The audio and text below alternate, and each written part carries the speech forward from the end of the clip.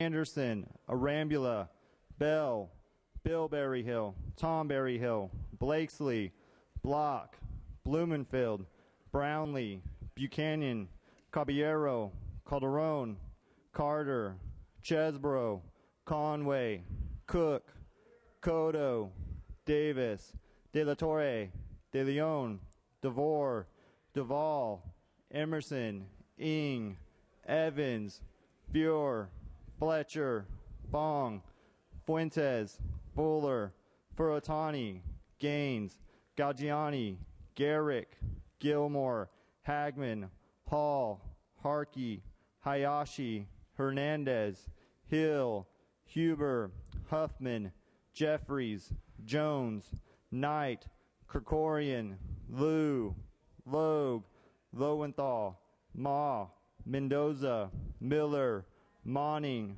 Nava, Nestande, Nilo, Nilsson, John Perez, Vmanuel Perez, Portantino, Price, Ruskin, Solis, Saldana, Silva, Skinner, Smythe, Solorio, Strickland, Swanson, Torlikson, Torres, Torrico, Tran, Belines, Yamada. Madam Speaker.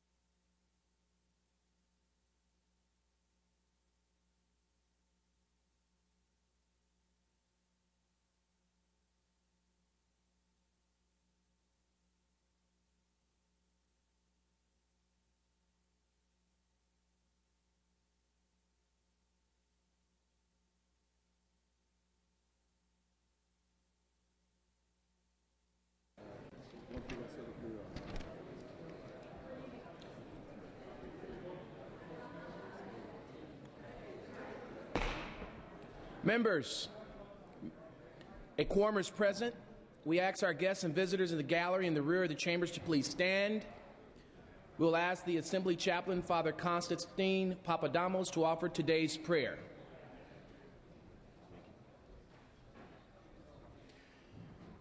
Good morning. Let us pray. Lord, the prophet Isaiah said, "You are our Father. We are the clay and you are the potter. We are all formed by your hand." A potter cannot work with hard, dry clay. He has to use soft, moldable clay. We are the ones who decide if we will allow you, Lord, to work with us or not. We ask this day, Heavenly Father, that you work in our life to make us more like you, and that everything we do will be pleasing to you. Amen. Amen. We ask our guests and visitors in the gallery and in the rear of the chambers to remain standing and join the members of the Assembly in the flag salute. The pledge today will be led by Assemblyman Fuhrer. I pledge allegiance to the flag of the United States of America and to the republic for which it stands, one nation, under God, indivisible, with liberty and justice for all. We'll have the reading of the previous day's journal. Assembly Chamber, Sacramento, Thursday, March 14, 2009. The Assembly met at 9 a.m. Honorable Isadora Hall III, Assistant Speaker Pro Tem of the Assembly, Presiding Chief Clerk E. Dawson Mr. Wilson. Tirico moves and Mr. Blakely seconds that the reading of the previous day's journal be dispensed with. Presentations of petitions, there are none. Introduction of reference of bills will be deferred. Reports of committees will be deemed read and amendments deemed adopted. Messages from the Governor, there are none. Messages from the Senate, there are none. Motions and resolutions. The absences for the day are Honorable Mike Ng, Honorable Curran Price, and the Honorable Lori Saldana. And at this time, I'd like to recognize Mr. Tirico. Thank you, Mr. Speaker. Good morning. Request unanimous consent to allow Assembly Member Miller to have guests and photographers on the floor today. Without objection. Mr. Speaker, I request unanimous consent to allow Assembly Members Caballero and Assembly Member Skinner to personally adjourn in memory of individuals today. Without objection. Mr. Speaker, I request unanimous consent to re-refer AB 706 from the Human Services Committee, Mr. Bell, from the Appropriations Committee to second reading. Without objection.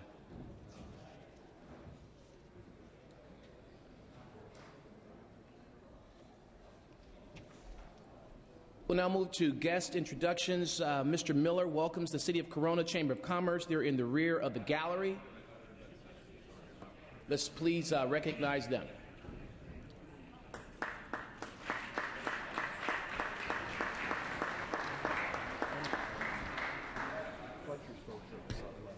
Okay. Members, we're also honored to have some special guests of Assemblyman Fletcher. He has 24 students and 10 parents for a total of 34 people visiting in the gallery. The school is Pilgrim Lutheran from Chula Vista, California. Will you please recognize them in the upstairs in the gallery? Welcome to the chamber. Yeah. We'll have the second reading. The clerk will read. Assembly Bill 957, 1080, 720. 1328, 18, 810, 1582, 45, 746, 827, 1232, 234 with amendments, 389 with amendments, 1281 with amendments, 988 with amendments, 1464, 1514, 1531, 1570, 1575, 1579, 6, 43, 175, 241, 287, 291, 362, 438, 469, 483, 485, 490, 494, 566, 569, 605, 666, 999, 1060, 1069, 1070, 1142, 1169, 1181, 1203, 1271, 1319, 1326, 1366, 1368, 1401, 1437, 1439, 1442, 689, 710, 730, 734, 759, 764, 811, 813, 882, 903, 909, 926, 943, 958, 975, 992,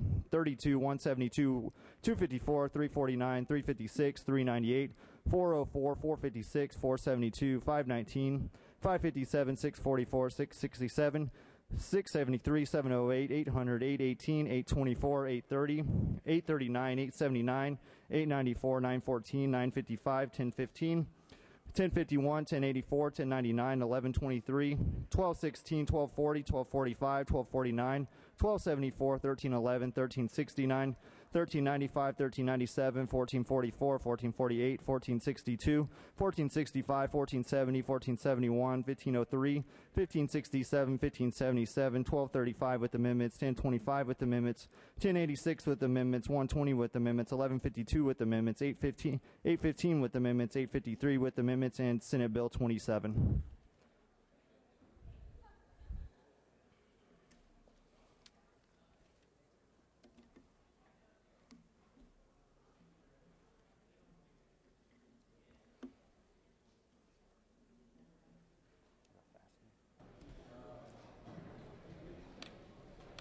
Members, we'll take up item 132 on the daily calendar. Item 132, AB 494. Mr. Block, clerk will read. Assembly Bill 497 by Assemblymember Block, an act relating to vehicles. Pass and retain.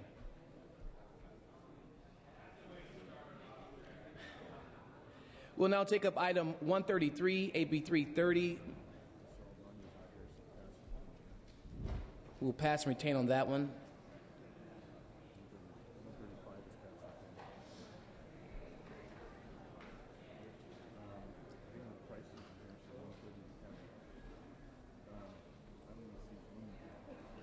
Members, will move to item 138, AB 361. Ms. Lowenthal, clerk will read. Assembly Bill 361 by Assemblymember Bonnie Lowenthal and others, an act relating to workers' compensation. Ms. Lowenthal. Thank you, Mr. Speaker and members. AB 361 will remedy a problem in the workers' comp system in which providers are denied payment for services rendered, even when those services had previously been approved by the insurer. The problem is doctors are sometimes denied reimbursement despite the fact they obtained prior authorization and followed all the rules. AB 361 is modeled after a law added in 2007 that prohibits health insurance carriers and HMOs from denying reimbursement after pre-authorized care was provided. This bill simply extends those protections to the workers' comp system. AB 361 enjoys support by numerous public employee unions, along with the California Medical Association. I would also like to thank Assemblymember Garrick for his continual support on the progress of this legislation. I ask for your aye vote. Very well. Seeing no debate, clerk will open the roll. All those voters desire to vote. All those voters desire to vote. All those voters desire to vote. All those voters desire to vote. All those voters desire to vote. All those voters desire to vote. Clerk will close the roll, tally the votes. Ayes 52, noes 0. Measure passes. We'll now take up item 139, HCR 50. Ms. Skinner, clerk will read. Assembly Concurrent Resolution 50 by Assemblymember Skinner relative to the 2009 State Scientist Day. Ms. Skinner. Mr. Speaker, members, thank you very much. It's my honor to present ACR 50, which recognizes the 21st Annual State Scientist Day this Wednesday, May 20th. The day is sponsored by the California Association of Professional Scientists, and it serves two very important purposes. It recognizes the invaluable work of California's state-employed scientists who protect public health, the environment, and all of our natural resources.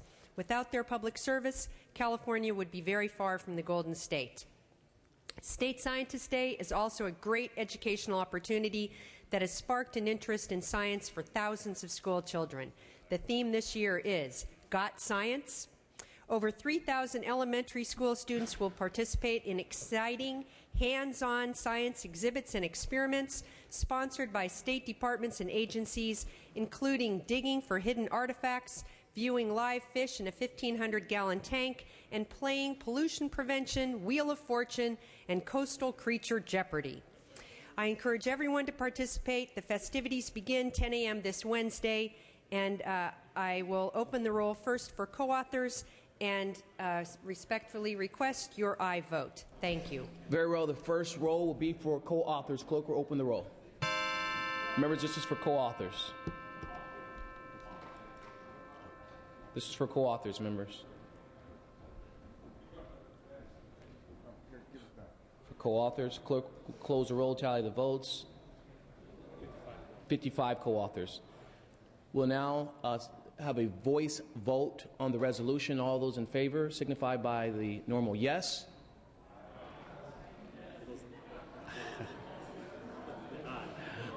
I as in Isidore. And all those opposed. Resolution. Very well. We'll take up item 140, AB 289. Ms. Galgiani, clerk will read. Assembly Bill 289 by Assemblymember Galgiani, an act relating to environmental quality. Ms. Galgiani. Thank you, Mr. Chair and members. The high-speed train project and system will completely grade separate and will include the construction or reconstruction of approximately 600 railroad grade separations, underpasses, and overpasses, most of which will be located within or adjacent to existing railroad rights-of-way. The Public Resources Code currently provides an exemption from CEQA for railroad grade separation projects that eliminate existing grade crossings or that reconstruct an existing grade separation. However, current law does not specifically address grade separations along the high-speed rail corridor, which do that very same thing. This bill will clarify that the authority's projects can be exempt from CEQA as long as they meet the existing laws in addition to that. AB 289 does not apply to any new grade separations created by the high-speed train project. A full EIR and CEQA process would be required for those.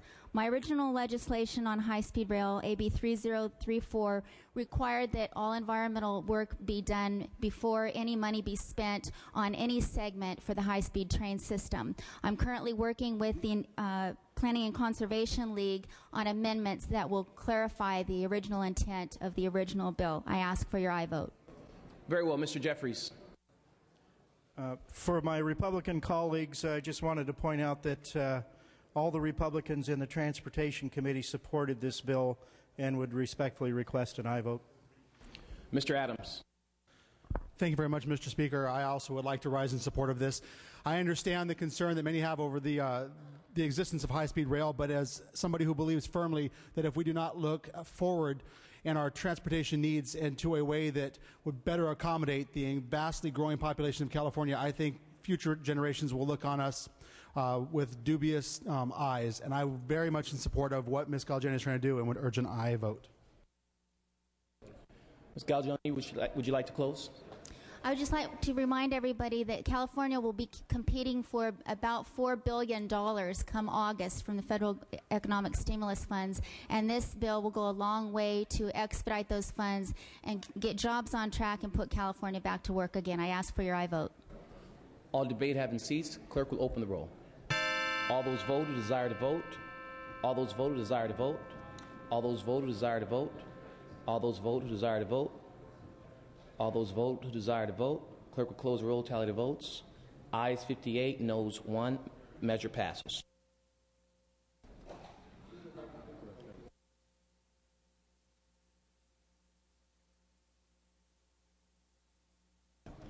Members will go back to file item 137, AB 474. Mr. Bloomingfield, clerk will read. Assembly Bill 474 with amendments by Assemblymember Blumenfield. Mr. Bloomingfield. On the amendments. Speaker, I rise to make amendments to remove the urgency clause and add co-authors to AB 474 and ask for an aye vote for that. Members will have a voice vote on the amendments. All those in favor signify by saying aye. Oppose? Ayes have it. Amendments are adopted. Out to print and back on file. Members will now move to file item 141, AB 335. Mr. Fuentes, clerk will read. Assembly Bill 335 by Assemblymember Fuentes, an act relating to employment. Mr. Fuentes.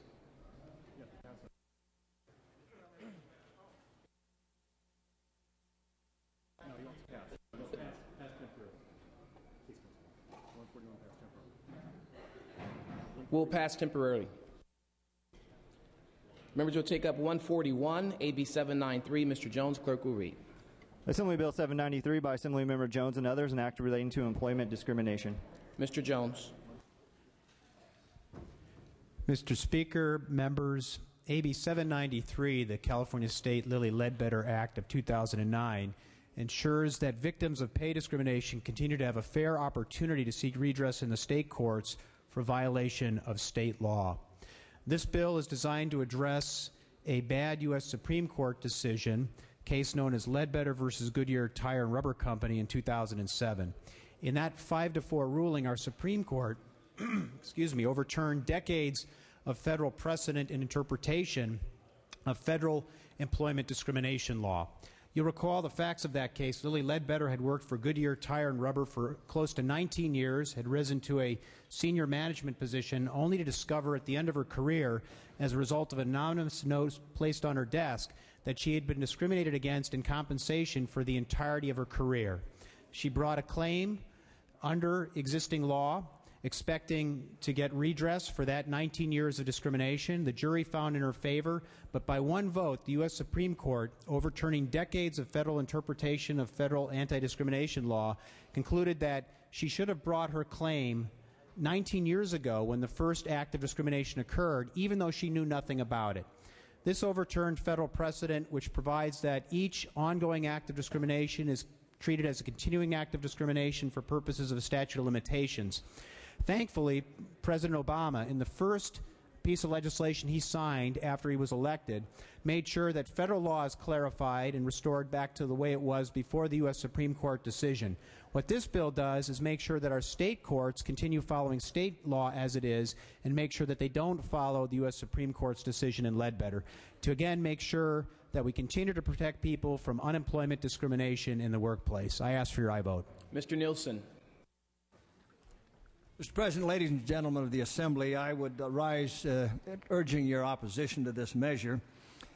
The limitation of statute of limitations is advantageous to, I think, all employees and, in fact, employers. It allows that the evidence in the case would not be stale. Some of these things extending the statute of limitations could go on interminably. The Supreme Court has urged diligent and prompt presentation of claims. That is a 1989 U.S. Supreme Court decision. The important point I think to make in this bill is that we ought not just allow litigation to go on forever and ever and ever and interminably. And particularly I'm very familiar with the aging and the getting stale of evidence. That is very important in any prosecution of a case or any resolution of a case. This kind of gives, I think, a blank check and is worthy of a no vote. Ms. Brownlee. Thank you, Mr. Speaker and members. The wage gap in our state and our country is very real. Wage discrimination lowers total lifetime earnings. It reduces a person's benefits from Social Security and pension plans. It inhibits their ability to save for retirement, to invest in home ownership. It makes it harder to afford adequate health coverage and to pay for a college education for their children. AB 793 eliminates any possibility that the state law will be interpreted in a way that is weaker than the federal law and strengthens the fight for wage equality for women and many other minority segments in our society. It is great pride on my part to be a co-author of this bill that will protect our constitutional guarantees of equal treatment. It was a great day for our country when President Obama signed the Ledbetter bill in Washington, and it will be a great day for California when our governor signs this bill into law. I respectfully ask for your aye vote on AB 793. Mr. Tran. Thank you, Mr. Speaker. I rise in opposition to AB 793, which would radically revise the statute of limitation laws for any workplace claim or lawsuit relating to compensation so that the statute of limitations is renewed each time an employee's compensation is quote-unquote affected, including each time the compensation is also paid. First, AB 793 is not limited to any particular statute and applies to any California laws impacting employers, which may include the Labor Code as well as the FEHA Act. It would also include a sweeping number of workplace decisions, such as hiring, job evals, and promotions. One example of such runaway effect on this bill would be where an employee subsequently believes that he or she was denied a pay increase at the time of an annual performance evaluation and could thereafter bring an action for each subsequent paychecks at any time thereafter, asserting that each paycheck restarts the statute of limitation. This would be allowed regardless of how many years transpired before bringing the claim. There's absolutely no limits. Second, AB 793 is not limited to prospective claims, but would also include retroactive effect as to any pending cases if this bill becomes law this year. Once again, I urge your no vote on this bill. Mr. Swanson. Mr. Speaker, thank you very much. I rise in support of AB 793. Simply put, there should not be an avoidance of justice based on a technical glitch in the law. If there was a violation of an individual's rights, it should not disappear because of technical glitches in the law. This has clarified this question, and I think that we have to get in step. This will provide ongoing justice for those that have been victimized, and I ask for your aye vote. Mr. Knight. I rise in opposition to Assembly Bill 793. This provides a cause of action for alleged discriminatory employment practices related to compensation that would accrue from pay-setting decisions and thereafter each time when wages, benefits, or other compensation is paid. AB 793 would further destroy the balance between employers and employees' interests that should be maintained when the legislature established new workplace laws. I urge a no vote on AB 793 because this would reduce business operations and increase unemployment at a time when unemployment is over 10% in California.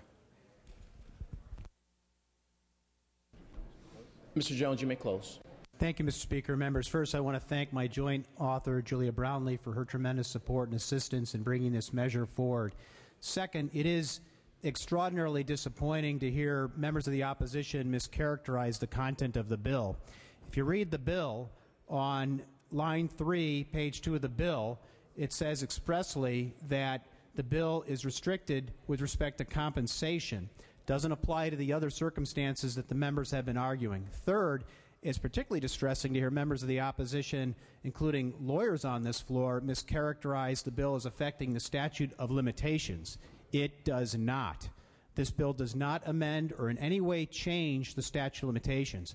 What it does do, though, is reflect the current state of California law, which is that when you've been discriminated against historically and you only discover that now, you have a cause of action that allows you to recover for the entire period of discrimination. And that only makes sense. Why should Lilly Ledbetter have suffered 19 years of discrimination, only discover it on the 19th year, and been told that she can only recover for 1 year's worth of discrimination? That encourages employers to hide the fact of the discrimination, to keep it secret, knowing that if they just wait the employee out and they never discover it, they'll never get redress. That doesn't make sense. That's not what our law provides, and this bill makes sure our state courts continue to apply state law as it has been decade after decade to make sure that we prohibit discrimination in the employment context for compensation. I ask for your aye vote. All debate having ceased, clerk will open the roll. All those vote desire to vote. All those vote desire to vote. All those vote desire to vote. All those vote desire to vote. All those vote desire to vote. All those vote desire to vote.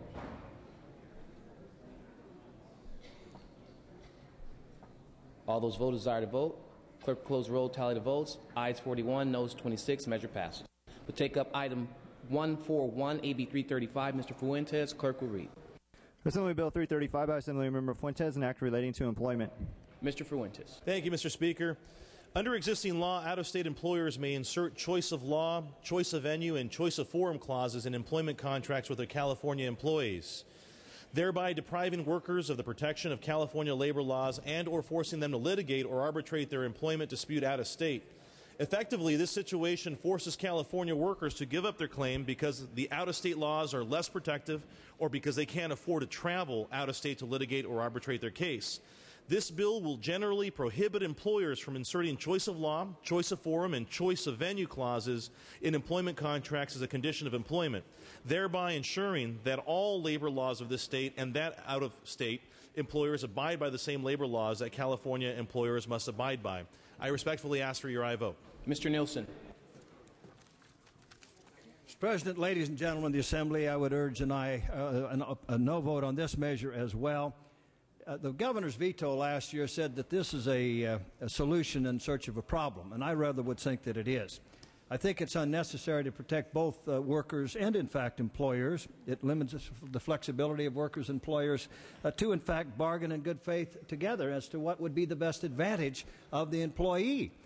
Some employees, such as athletes and entertainment folks, do prefer these other venues because they can be advantageous. We cannot accept that just going to another state to proceed with your litigation hurts you. In some cases it might help, and it does leave an option. And further, the California judicial branch, the judges, still retain the authority to change the venue and keep it in California, whichever suits them the best, what they would think would be the best advantage of the litigant. So I think we're trying to fix something that's not broke, and in these tough times, we ought to do less fixing things that are not broke. Mr. Tran. Thank you, Mr. Speaker. Again, I rise in opposition to this bill. This bill is definitely unnecessary. We have tons of case precedents and also case law to deal with unconscionable contract, and this bill is a classic example in which government intrude into the privity of contracts between private parties. Courts, whether it's in California or in other jurisdictions, have the authority, if it found that there is an unequal negotiations or unconscionable situation, which would be able allow for the courts to transfer the case back or even void the contract in the first place. These types of bills will, of course, further drive our businesses out of the state of California, and this is the last thing that we need right now in terms of the economic downturn. So I would urge a no vote on this bill. Mr. Gaines. Yeah, thank you, Mr. Speaker and members. With due respect to my colleague from Southern California, I'm rising in opposition to this legislation. And another example that I think can create problems for employers has to do with a single employee working in the state of California for an employer outside the state, and then having to adhere to contract law in the state of California rather than the state that the entity is from. And so I would urge a no vote on this legislation. Thank you. Very well. Mr. Swanson. Mr. Speaker, this bill, simply put, is to make sure that laws that we pass here in the state of California to protect employee rights, that those laws are honored by employers in this state, and that there is no way to end-run the laws that we approve in this House and the Senate and that are signed into law by the governor, that those employment protections apply to companies doing business in this state. It prevents an end run. Simply put, I ask for your aye vote. Mr. Garrett. Thank you, Mr. Speaker. Members, I rise in opposition to AB 335. We know that every contract negotiation between an employer and an employee is different. I believe this type of restrictions that AB 335 will impose on employment contracts in California will limit the flexibility workers and businesses currently have to freely enter into contracts as they wish. Some employees may be better served by using other states' laws when they're negotiating their contract, depending on where the corporation they're working for is based and where they will be working and what percentage of time they'll be working on the job that the contract requires between the two parties. That's quite common, for example, in the entertainment industries. Some may be given more compensation in exchange for accepting provisions like these and from their employers, or some more flexibility in the time that they require on the job. Let's not impose this one-size-fits-all requirement on companies and drive more jobs out of the state of California. I urge a no vote. Mr. Fuentes, you may close. Thank you, Mr. Speaker. We heard a couple of conversations about flexibility, heard a little bit about driving business out of California. What we haven't heard an awful lot about is the certainty of jobs and the certainty that jobs bring people. And a measure like this, members, does a very simple thing.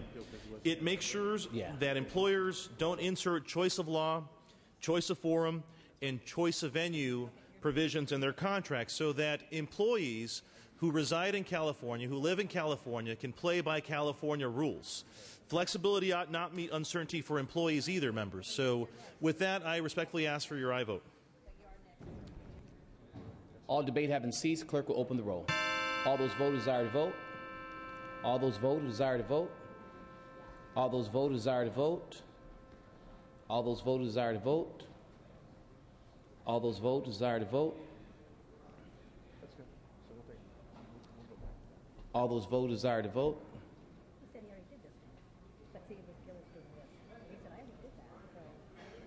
All those vote who desire to vote.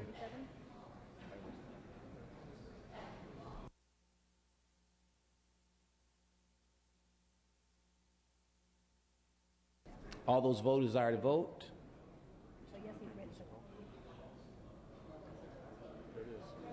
Clerk will close roll, tally the votes. Ayes 41, noes 29. Measure passes.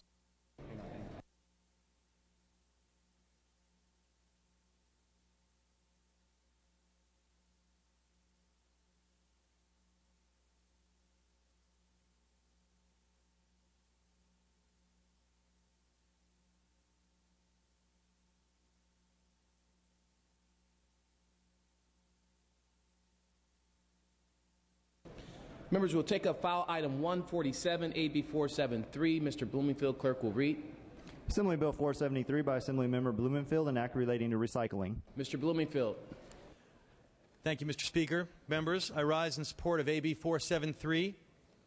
This is a bill about recycling, about apartment recycling. It's based on the notion that renters are no more or less responsible than homeowners.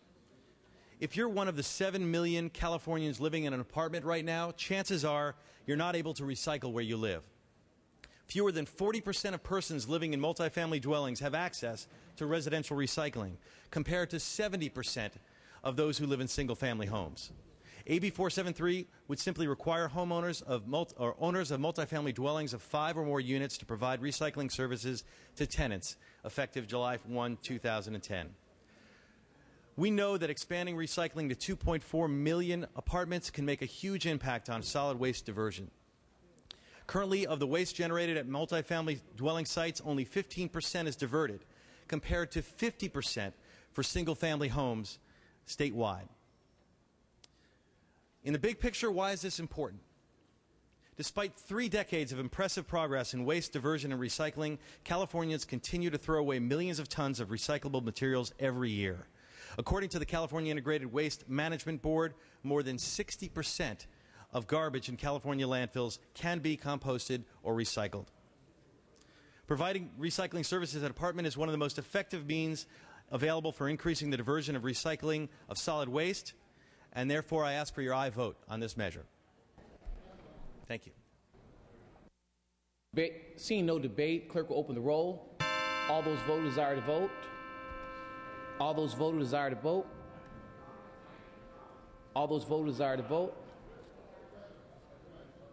All those vote who desire to vote. All those vote who desire to vote. Clerk close roll, tally the votes. Ayes 41, noes 25. Measure passed. Members will now take up file item 148, AB 144. Mrs. Ma, clerk will read. Assembly Bill 144 by Assemblymember Ma, an act relating to vehicles. Ms. Ma. Good morning, Mr. Speaker, members. The overall goal of AB 144 is to improve access, mobility, and quality of life for drivers with disabilities. Specifically, the bill will provide a disincentive for illegal use of disability placards by increasing the penalty for their misuse and by enabling local governments to combat these offenses through alternative enforcement methods.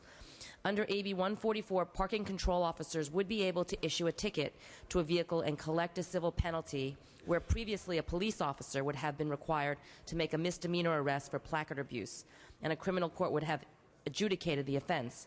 AB 144 does not, however, preclude jurisdictions from continuing to treat these violations as misdemeanors. The current penalty for misuse of a disability placard is set at $100. AB 144 will increase that penalty to a range of not less than $250 and not more than $1,000. Each local jurisdiction will determine where in that range the penalty will be set. Fiscal Committee has anticipated an overall cost savings in the criminal courts and an increase in local revenue through payment of these ticket fines. We believe that providing local governments this additional enforcement tool will ultimately lead to a decline in placard abuse and thus an improved lot for disabled drivers who truly depend on these placards for day-to-day mobility. Thank you, members. I respectfully ask for your aye vote. Seeing no debate, clerk will open the roll. All those voters desire to vote. All those voters desire to vote. All those voters desire to vote. All those voters desire to vote. All those voters desire to vote. All those voters desire to vote. Clerk will close the roll. Tally the votes. Ayes 60, noes 1. Measure passes. We'll now take up file item 152, AB 684. Mrs. Ma, clerk will read. Assembly Bill 684 by Assemblymember Ma and others, an act relating to health care coverage. Ms. Thank you, Mr. Speaker. Members, AB 684 would incrementally increase the interest penalty for non-payment of a dental claim to 20% per claims not paid within 60 days of receipt of the claim and 25% for claims not paid within 90 days of receipt of the claim. Dental practices are significantly impacted by the carrying of unpaid claims over a long term. Almost 3/4 of dentists in this state are in solo practices, making dentists the owners of small businesses. Having to carry unpaid claims totaling an average of over $9,300 for over 60 days places a hardship upon those practices in terms of cash flow and the meeting of their own financial obligations. I understand the dental plans have concerns. My office and the sponsors have been working with the plans to develop an agreement on prompt payments. However, as long as the practice of late payment of claims continues, I believe that it is imperative that this legislation moves forward to address this inequity that dentists currently face in seeking reimbursement of claims. This bill has a minor absorbable cost, and I respectfully ask for your aye vote. Seeing no debate, clerk will open the roll. All those voters desire to vote. All those voters desire to vote. All those voters desire to vote. All those voters desire to vote. All those voters desire to vote. Clerk will close the roll, tally the votes. Ayes 67, no 0. Measure passes. We'll move to file item 154, AB 1113. Mrs. Lowenthal, clerk will read. Assembly Bill 1113 by Assemblymember Bonnie Lowenthal and others, an act relating to prisoners. Mrs. Lowenthal. Thank you, Mr. Speaker, members. AB 1113 would allow the California Department of Corrections and Rehabilitation to hire marriage and family therapist interns to gain clinical experience working with inmates. Currently, CDCR is suffering from a severe shortage of mental health clinician applicants to fill its vacancies. This bill would open up the applicant pool to help fill these vacancies to follow the Coleman Order, which requires the state to provide more mental health care services in its prisons. But it is important to note that this bill will not compel or require CDCR to hire anyone. It simply creates the opportunity. There are no significant costs associated with this legislation. This bill has had extensive hearings in both policy and fiscal committees and has received bipartisan support with no votes. AB 1113 is supported by the Board of Behavioral Sciences and several mental health organizations, including the Mental Health Association and the California Psychiatric Association. We have met and will continue to work with the opposition to address their concerns as this bill moves forward. I ask for your aye vote. Mr. Nielsen.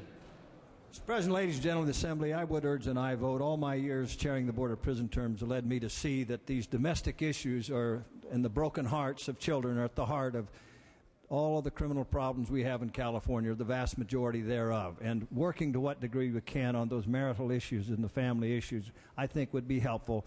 The bill is crafted so it would not be an undue burden to corrections. They should not be mandated to do this, but where it is appropriate and economic, I think it would be of extreme help to rehabilitate at least a few more inmates. Ms. Blumenfield, do you wish to close? I ask for your aye vote. Thank you. Ms. Lowenthal. Wrong name. You may close, Ms. Lowenthal. Thank you. I ask for your aye vote. Very well. All debate having ceased, clerk will open the roll. All those vote desire to vote. All those vote desire to vote. All those vote desire to vote. All those vote desire to vote. Clerk will close the roll. Tally the votes. Ayes 60, noes 1. Measure passes. We'll move to file item 155, AB 1255. Mr. Berryhill, clerk will read. Assembly Bill 1255 by Assemblymember Tom Berryhill, an act relating to agriculture. Mr. Berryhill. Thank you, Mr. Speaker. Members, AB 1255 has received unanimous support and simply seeks to extend the sunset on the annual county subvention for the enforcement of the California seed law. This program, funded completely by the seed industry, provides counties with a source of revenue to cover a portion of their costs for enforcing the seed law. Again, members, this has received unanimous support, and I urge your aye vote. Thank you. Seeing no discussion, clerk will open the roll. All those vote desire to vote. All those vote desire to vote. All those vote desire to vote. All those vote desire to vote. All those vote desire to vote. Clerk will close the roll. Tally the votes. Ayes 63, no 0. Measure passes. Members will now move to file item 156, AB 1335. Mr. Liu, clerk will read. Assembly Bill 1335 by Assemblymember Liu, an act relating to elections. Mr. Liu. Thank you, Mr. Speaker and members. AB 1335 makes a straightforward change to the process for qualifying as a write-in candidate for a Superior Court judge. It would add one additional criteria to a list of items a write-in candidate must file to include a statement that the person satisfies the constitutional eligibility requirements for a Superior Court judge. There's no opposition. Respectfully request an aye vote. Seeing no debate, clerk will open the roll. All those voters desire to vote. All those voters desire to vote. All those voters desire to vote. All those voters desire to vote. Clerk will close the roll. Tally the votes. Ayes 65, no 0. Measure passes. File item 157, AB 1400. Mr. Fong, clerk will read. Assembly Bill 1400 with amendments by Assemblymember Fong. Mr. Fong. Good morning, Mr. Speaker and members. These amendments address the concern raised by the Republican caucus regarding the need to clarify the language between lawful and unlawful possession of a dangerous object. I ask these amendments be adopted and the bill goes out to print and back on file. Thank you. Seeing no debate, clerk will open the roll. On the amendments, we'll have a voice vote on the amendments. All those in favor signify by the normal aye. All those opposed, ayes have it. Out to print, back on file. Members will move to file item 158, AB 564. Mr. Portantino, clerk will read. Assembly Bill 564 by Assemblymember Portantino, an act relating to vehicles. Mr. Portantino. Thank you, Mr. Speaker and members. Currently, state and federal law restricts local government's ability to set speed limits within their jurisdiction. The Federal Highway Administration requires local governments to submit maps on a regular basis that designate which streets are main thoroughways and arterial streets or local roads. While this approach might work for new cities, older established cities like Pasadena have many streets that are technically designated as a main throughway, even though they meet the definition of a residential street. AB 564 is a narrowly tailored bill that gives Pasadena the flexibility to set the appropriate prima facie speed limit for streets within the city's residential neighborhoods. Given the serious safety concerns that have been expressed by residents in my district and the onerous process for reclassifying speed limits, AB 564 has been set as a pilot bill that will be applicable to the city of Pasadena only. AB 564 will ensure that appropriate speed limits will be set on short 1/2 mile stretches of road in residential neighborhoods that meet the narrow definition of a residential district under Section 511 of the California Vehicle Code. I hope you will join with me in support of AB 564 and allow this local community in my district to set the safe and suitable speed limit on their residential streets. I respectfully ask for an aye vote. Seeing no debate, clerk will open the roll. All those voters desire to vote. All those voters desire to vote. All those voters desire to vote. All those voters desire to vote. All those voters desire to vote.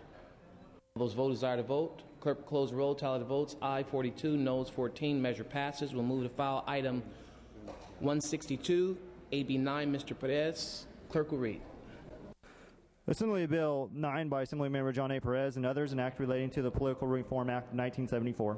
Mr. Pettis. Thank you, Mr. Speaker. Members, AB 9 addresses concerns that were raised by some local agencies. We're blurring the line between providing information and advocating on behalf of certain measures on the ballot. Specifically, this bill clarifies existing law by defining expenditure to include the payment of public money by a state agency or local government agency or by an agent of that agency for communication to the electorate within the jurisdiction of that agency regarding a clearly identified measure, except if that communication constitutes a fair and impartial presentation of the facts relating to the measure or the communication is otherwise required by law. In Los Angeles, the Los Angeles Unified School District sent out mailers with headlines stating, quote, Measure Q improves school safety, and Measure Q improves learning environments. AB 9 clarifies that payments of public monies by governmental agencies for communication about a ballot measure is an expenditure unless that communication provides a fair and impartial presentation of the facts. I respectfully ask for an aye vote. Adams. Thank you very much, Mr. Speaker. Members, you'll notice from the Assembly Republican analysis that I initially laid off on this bill. Mr. President, I had an opportunity to dialogue on the bill afterwards, and he clarified some of the concerns I had. I think this bill is worthy of an aye vote and would urge it. Mr. Pettis, you wish to close? Respectfully ask for an aye vote. All debate having ceased, clerk will open the roll. All those voters desire to vote. All those voters desire to vote. All those voters desire to vote.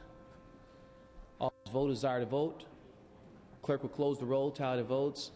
Aye 61, noes 1. Measure passes. We'll move to file item 163, AB 686. Mr. Ruskin, clerk will read. Assembly Bill 686 by Assemblymember Ruskin, an act relating to voting. Mr. Ruskin. Thank you, Mr. Speaker. This bill addresses conflicting election code sections regarding the length of time that a voter can remain in the voting booth, an important subject for people with disabilities. Current election code section 14224 says that the total amount of time should not exceed 10 minutes. Another election code section says the total amount of time should not exceed 5 minutes. This bill resolves this issue by prescribing a voter is permitted to remain for longer than 10 minutes if the voter informs a precinct board member they require additional time to mark their ballot. This bill is sponsored by the Secretary of State and supported by Disability Rights of California and Asian Americans for Civil Rights and Equality. I ask for an aye vote.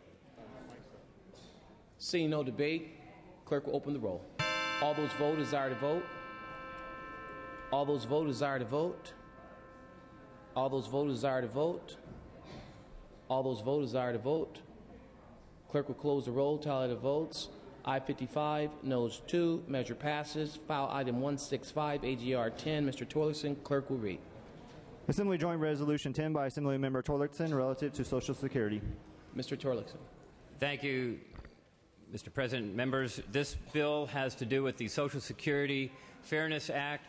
It has been supported in Congress in a bipartisan way. We're urging a measure to have us get behind Congress passing this as quickly as possible. We call it the hero's penalty in the Social Security system, and I'll cite two of the most egregious examples of where Californians who are firefighters, police officers, and teachers are treated so unfairly under that system. This bill, by the way, is supported in the Senate by Senator Feinstein and in the Congress by Congressman Howard Berman, and our good member, Assembly Member Blumenfield, had helped get that measure along in Congress. This bill is a bipartisan support. We need a strong vote out of this legislature today. I'll give you the two examples of where this hurts the most. Mary McGee was a teacher. She worked for 20 years with her husband in the Air Force and then became a teacher. The husband worked 30 years. Decades they put in. Normally, if she had not been an STRS, if she had not been a teacher, she would have received, upon his death, half of his Social Security payment, which would have been $800 a month. She went and got a total of $225 because she was in the STRS system. Another example is Peg Cagle, who was an architect for 15 years, a brilliant architect but wanted to help kids, became a math teacher in Los Angeles, won national acclaim, a magical math teacher. She found out, unfortunately, that all the years she put into Social Security as an architect in her own private business were negated by the fact that she was an STRS. She lost 2/3 of all the Social Security that she would have otherwise earned. So I urge you to vote aye on this. Again, it passed out of the PERS committee in our House with a bipartisan vote of 6-0. Mr. Blumenfield. Hi, thank you. I normally don't rise in joint resolutions, but this particular one I want to really commend Mr. Torlakson for bringing this forward. This is a bill that my former boss, Congressman Berman, authored, and I worked on when I was on his staff. It's good for teachers. It's good for California. It's a bipartisan bill in the Congress that I just want to back you up and urge strong support of this measure. Thank you. Mr. Torlakson, you may close. Or deny vote. All debate having ceased, clerk will open the roll. All those voters desire to vote. All those voters desire to vote. All those voters desire to vote. Would you like co-authors? Very well. Strike the roll. Members, this will be for co-authors. Co-authors. Clerk will open the roll. Members, this is for co-authors. Members, this is for co-authors. Clerk will close the roll. 45 co-authors. Roll call vote. All those in favor signify. Roll call. We have to open the roll. We will open the roll. Clerk will open the roll. All those voters desire to vote. All those voters desire to vote. All those voters desire to vote. All those voters desire to vote. Clerk will close the roll, tally the votes. Ayes 53, noes 13. Measure passes. Members will move to file item 166. Mr. Block, clerk will read. Assembly Bill 1317 by Assemblymember Block, an act relating to public health. Mr. Block. Thank you, Mr. Speaker. Over the past 2 decades, California has become the epicenter of a multi-million-dollar global market in human eggs that recruits healthy young women, often college students, as egg providers. As demand continues to outstrip supply, the recruiting of young women to donate eggs is becoming increasingly aggressive, and financial incentives are steadily rising. It's easy to see why an ad promising a young woman thousands of dollars to help pay college tuition would be extremely appealing, particularly when there is no mention of possible negative side effects. These ads appear in college newspapers, as flyers on college campus, on Craigslist, and under part-time employment on MySpace. What AB 1317 will do is simply require a warning on all ads for human egg donation for fertility reasons placed by entities that do not comply with the American Society for Reproductive Medicine guidelines for egg donation. The bill also extends current protections in state law governing informed consent for egg donation for research to egg donation for fertility purposes. AB 1317 will alert unsuspecting young women that they need to consult with their own physician before signing on the dotted line. I ask for an aye vote. Seeing no debate, clerk will open the roll. All those voters desire to vote. All those voters desire to vote. All those voters desire to vote. All those voters desire to vote. All those voters desire to vote. All those voters desire to vote. All those voters desire to vote.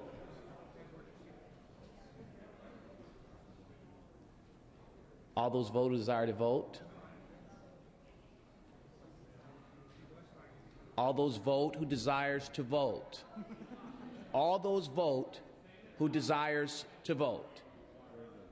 Thank you. Clerk will close the roll, tally the votes. Ayes 42, noes 15, measure passes. File item 167, Mr. Smythe. Clerk will read. Assembly Bill 1463 by Assemblymember Smythe, an act relating to high school graduation. Mr. Smythe. Thank you, Mr. Speaker and members. This bill is timely as we come on Memorial Day weekend as well as high school graduations.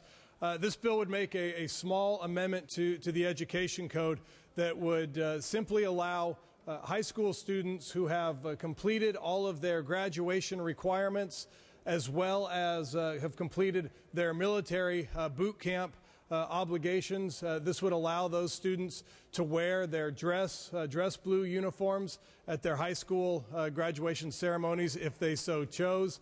This came about from an issue in my district where we had this exact situation, and he was this young man who is going to be shipping off to Iraq or Afghanistan right after graduation.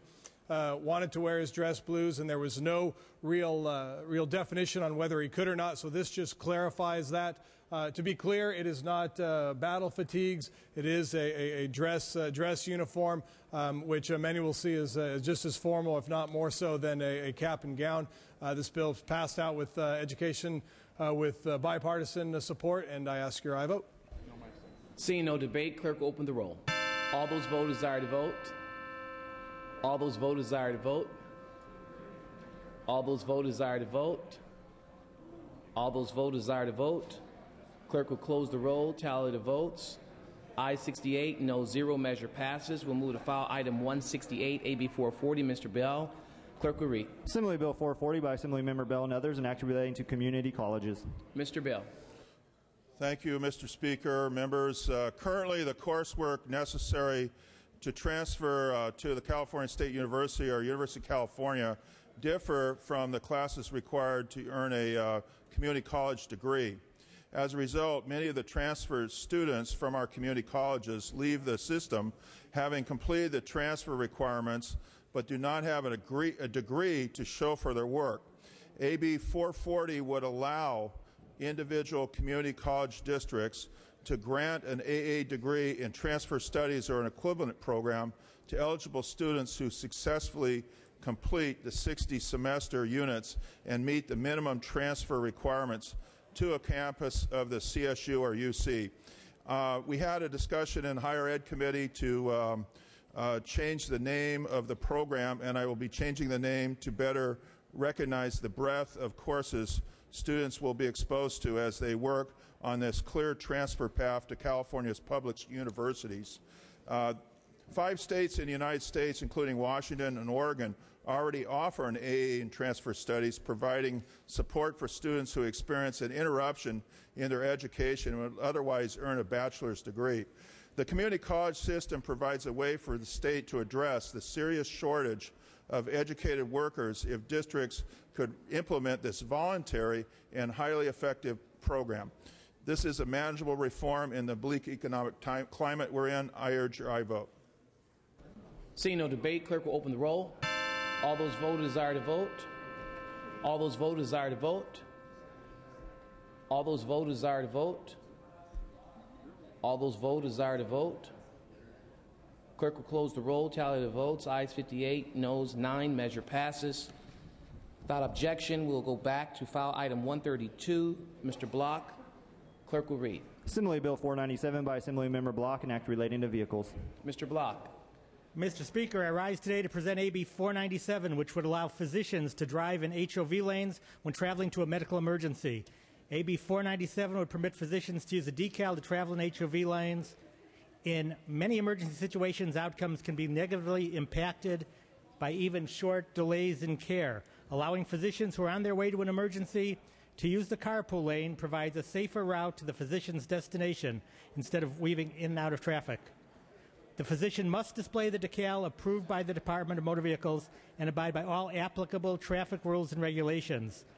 The bill also provides large fines for any abuse of the decal privilege.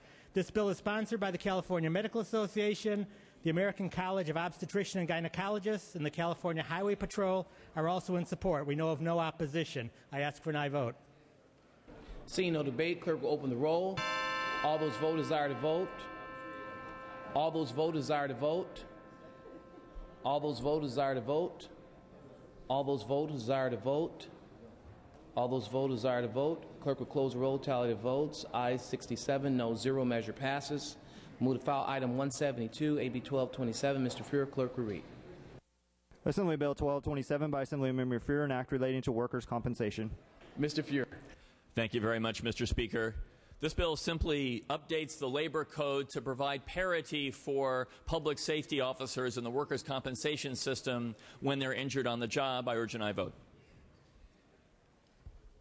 Seeing no debate on the issue, clerk will open the roll. All those vote desire to vote. All those vote desire to vote. All those vote desire to vote. All those vote desire to vote. All those vote desire to vote. Clerk will close the roll, tally the votes. Ayes 43, noes 25. Measure passes. We'll move to file item 173, AB 1116. Mrs. Carter, clerk will read. Assembly Bill 1116 by Assemblymember Carter, an act relating to cosmetic surgery. Mrs. Carter. Thank you, Mr. Speaker and members. I rise to present AB 1116, known as the Donda West Bill. The bill states that prior to performing elective cosmetic surgery procedures, physicians, surgeons, and oral surgeons must complete a physical examination, including a complete medical history on their patients. Additionally, this measure states that certified nurse practitioners and licensed physician assistants, in accordance with their scope of practice, unless limited by protocol or a delegation agreement, must also be able to complete a physical examination on patients prior to performance of elective cosmetic surgery. This bill does not say who can or cannot perform elective cosmetic surgery, but simply states that a physical clearance must take place. This measure has received strong bipartisan support, and I ask for your aye vote. Seeing no debate, clerk will open the roll. All those vote desire to vote. All those vote desire to vote. All those vote desire to vote. All those vote desire to vote. All those vote desire to vote. Clerk will close the roll, tally the votes. Ayes 53, no 7. Measure passes. Move to file item 175, AB 755. Mrs. Brownlee, clerk will read. Assembly Bill 755 by Assemblymember Brownlee, an act relating to civil service appointments. Mrs. Brownlee. Thank you, Mr. Speaker and members. Visiting Educators is a program that the K-12 system utilizes, and it fulfills a valuable role within the state's educational system by lending a teacher or an administrator's local perspective and expertise in a specific policy matter to meet a compelling program or management need where there's a temporary void. However, many visiting educators are continuing to work for and are promoted within an agency after their temporary projects are complete. This circumvents the civil service process and is also done at great cost to the state because of the way reimbursement payments to local districts are calculated. AB 755 will ensure that visiting educators who wish to stay and work at a state agency after their temporary assignments are finished will simply compete for a position on an equal footing with other civil service applicants. This bill would return the concept of visiting educators to its original intent and protect California's civil service system. I respectfully ask for your aye vote. Seeing no debate, clerk will open the roll. All those voters desire to vote. All those voters desire to vote. All those voters desire to vote. All those voters desire to vote. All those voters desire to vote. All those voters desire to vote. Clerk will close the roll, tally the votes. Ayes 45, noes 24. Measures passes. File item 176, AB 1136. Mr. Fong, clerk will read. Assembly Bill 1136 with amendments by Assemblymember Fong. Mr. Fong. Mr. Speaker and members, these amendments were taken at the request of the Department of Personnel Administration. They provide protections and insert notification for beneficiaries who may be affected by a revocation of a specific allowance. I ask these amendments be adopted and the bill go back out to print and back on file. Mr. Smythe on the amendments. Yes, thank you, Mr. Speaker. We request a roll call vote on this measure. Very well. Clerk will open the roll. All those voters desire to vote. All those voters desire to vote. All those voters desire to vote. All those voters desire to vote. All those voters desire to vote. Clerk will close the roll, tally the votes. Ayes 42, noes 23. Measure passes. Amendments are adopted. Out to print, back on file.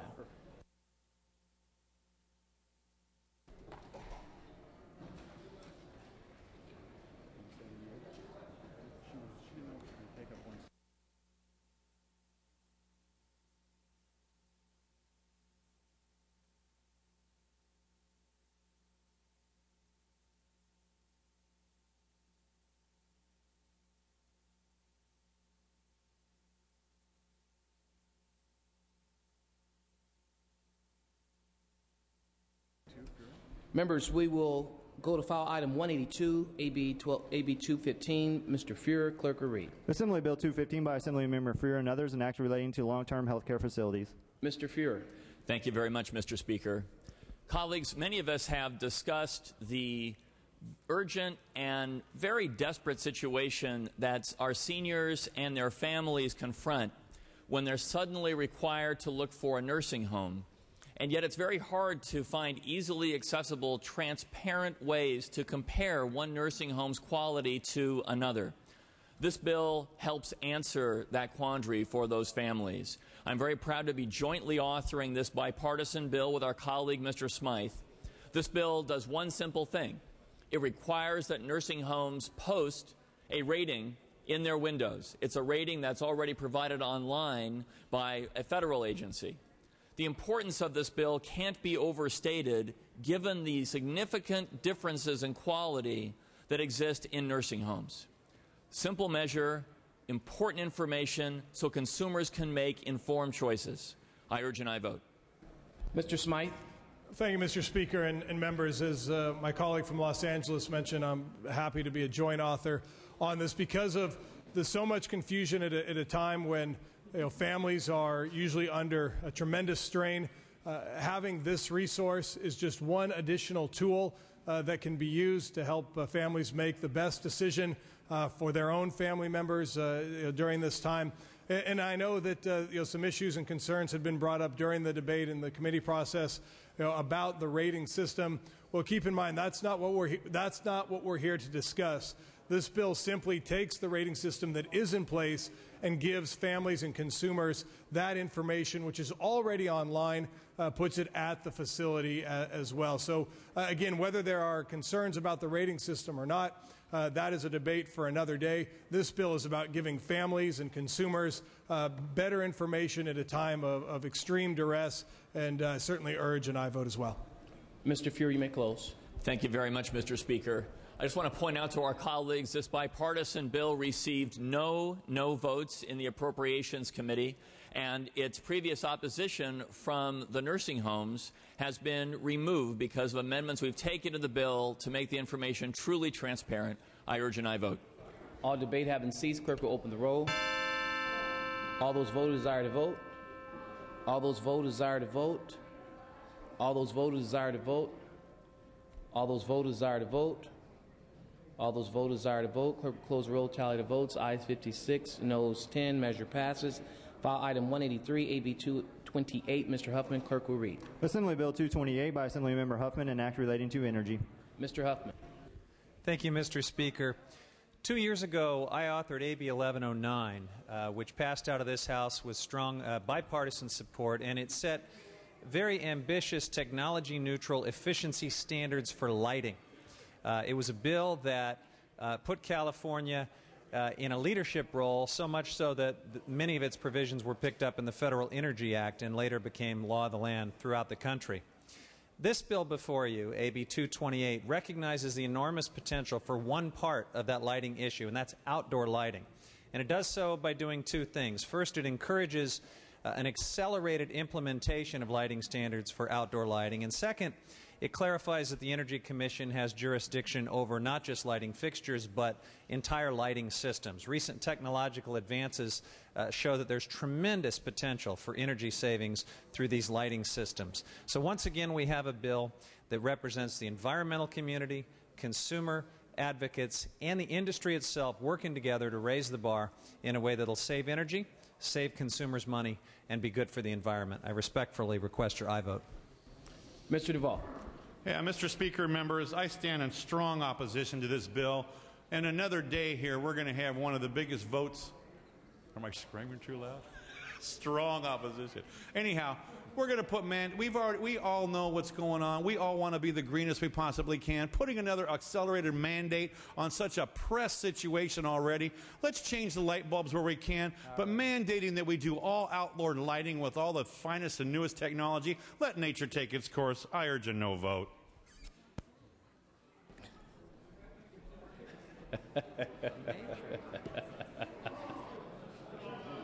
Strong opposition. Okay. Mr. Huffman, you may close. Request your aye vote. Very well. Seeing no further debate, clerk will open the roll. All those voters desire to vote. All those voters desire to vote. All those voters desire to vote.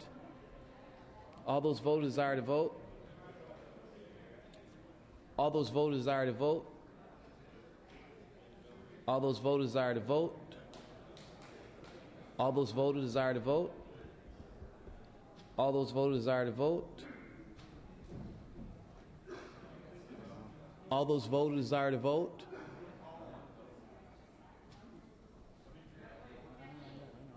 All those voters desire to vote. Clerk, close roll, tally the votes. Ayes 41, noes 30. Measure passes.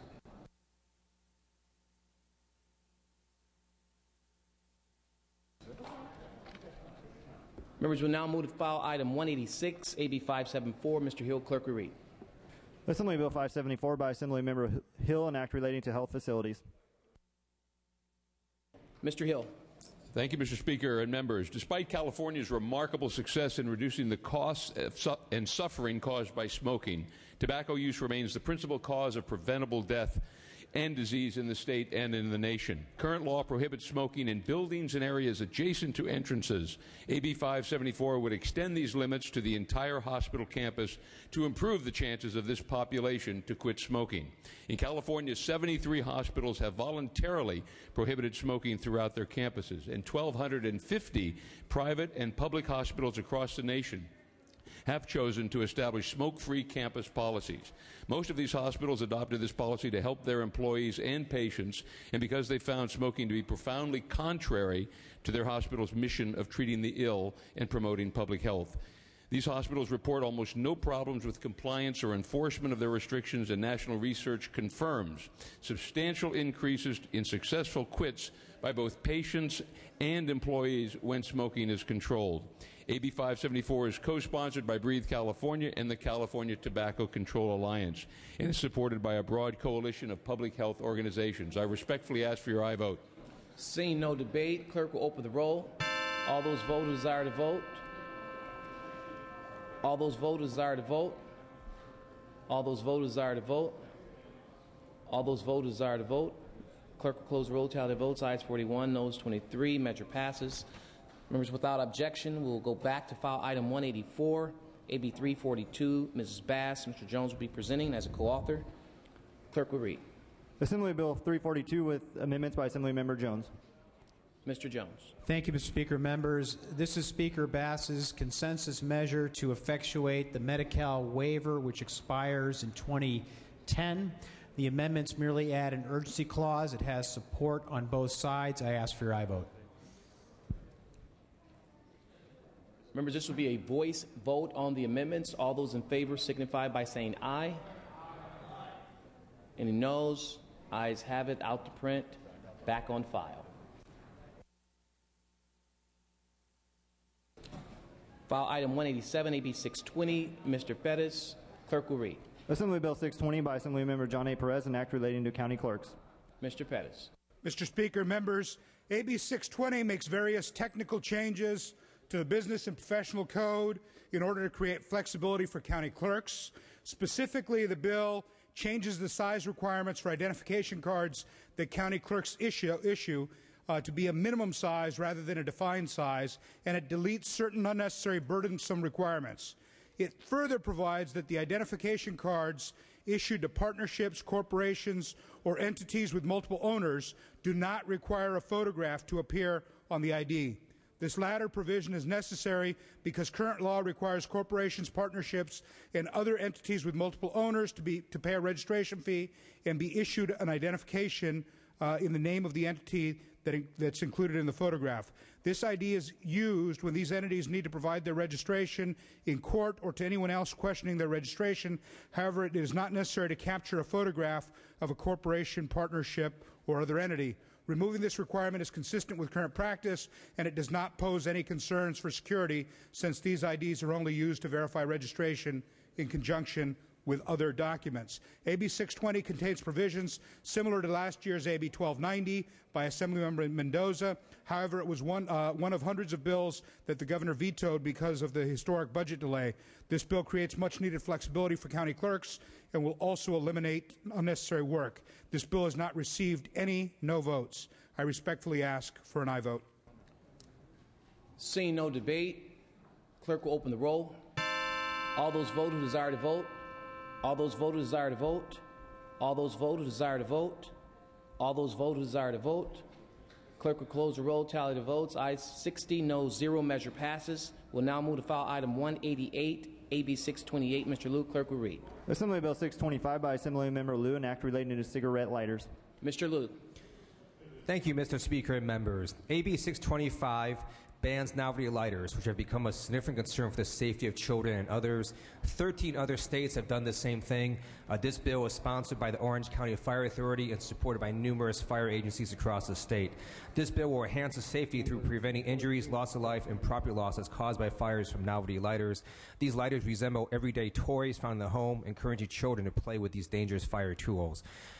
Respectfully request that I vote. Seeing no debate, clerk will open the roll. All those vote who desire to vote. All those vote who desire to vote. All those vote who desire to vote. All those vote who desire to vote. All those vote who desires to vote. All those vote who desires to vote. All those vote who desire to vote.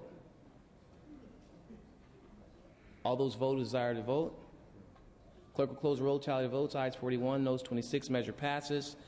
File item 189, AB 685. Mr. Davis, clerk will read. Assembly Bill 685 by Assemblymember Davis, an act relating to school facilities. Mr. Davis. Thank you, Mr. Speaker and members. This bill, AB 685, deals with the gender equity in sports, and it comes as a result of a prior meeting of the Arts, Entertainment, Sports, Tourism, and Internet Media Committee hearing on state oversight of California Interscholastic Federation. It was revealed in that meeting last year that this California Interscholastic Federation had jurisdiction over our interscholastic activities and athletic programs. However, the Department of Education expressly retained the responsibility for the enforcement of Title IX. This bill simply asks that School Facility Planning Division of the State Department of Education include in its planning for construction the issues and challenges that are necessary in compliance with Title IX. As a result of this action, we feel that we can prevent some of the many lawsuits that our Department of Education has had to endure for our failure to be able to appropriately respond to the challenges, the legal challenges, I might add, that we have received from individuals accusing us of not being able to appropriately reply to Title IX. And finally, I will say that this becomes increasingly important as we are in this climate of a budget shortfall. With that, Mr. Speaker, I respectfully ask for your aye vote. Very well. Mr. Nastandi. Thank you, Mr. Speaker. I rise in opposition to the bill. I do have daughters that play sports at school, and I understand the importance of Title IX and the implementation of it that has gone on so far. However, when the bill came to committee, I had an open mind as to what this bill may or may not do. And in questioning some of the witnesses, there did not seem to be much evidence of a problem going on at this point. I think they cited 2 instances where they found issues going into school construction.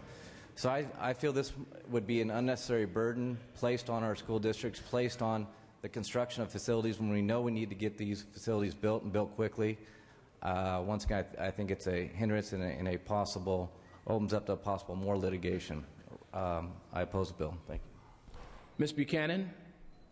Thank you. I'd like to speak in favor of this bill, and I'd like to relate a story to you as a 18-year school board member.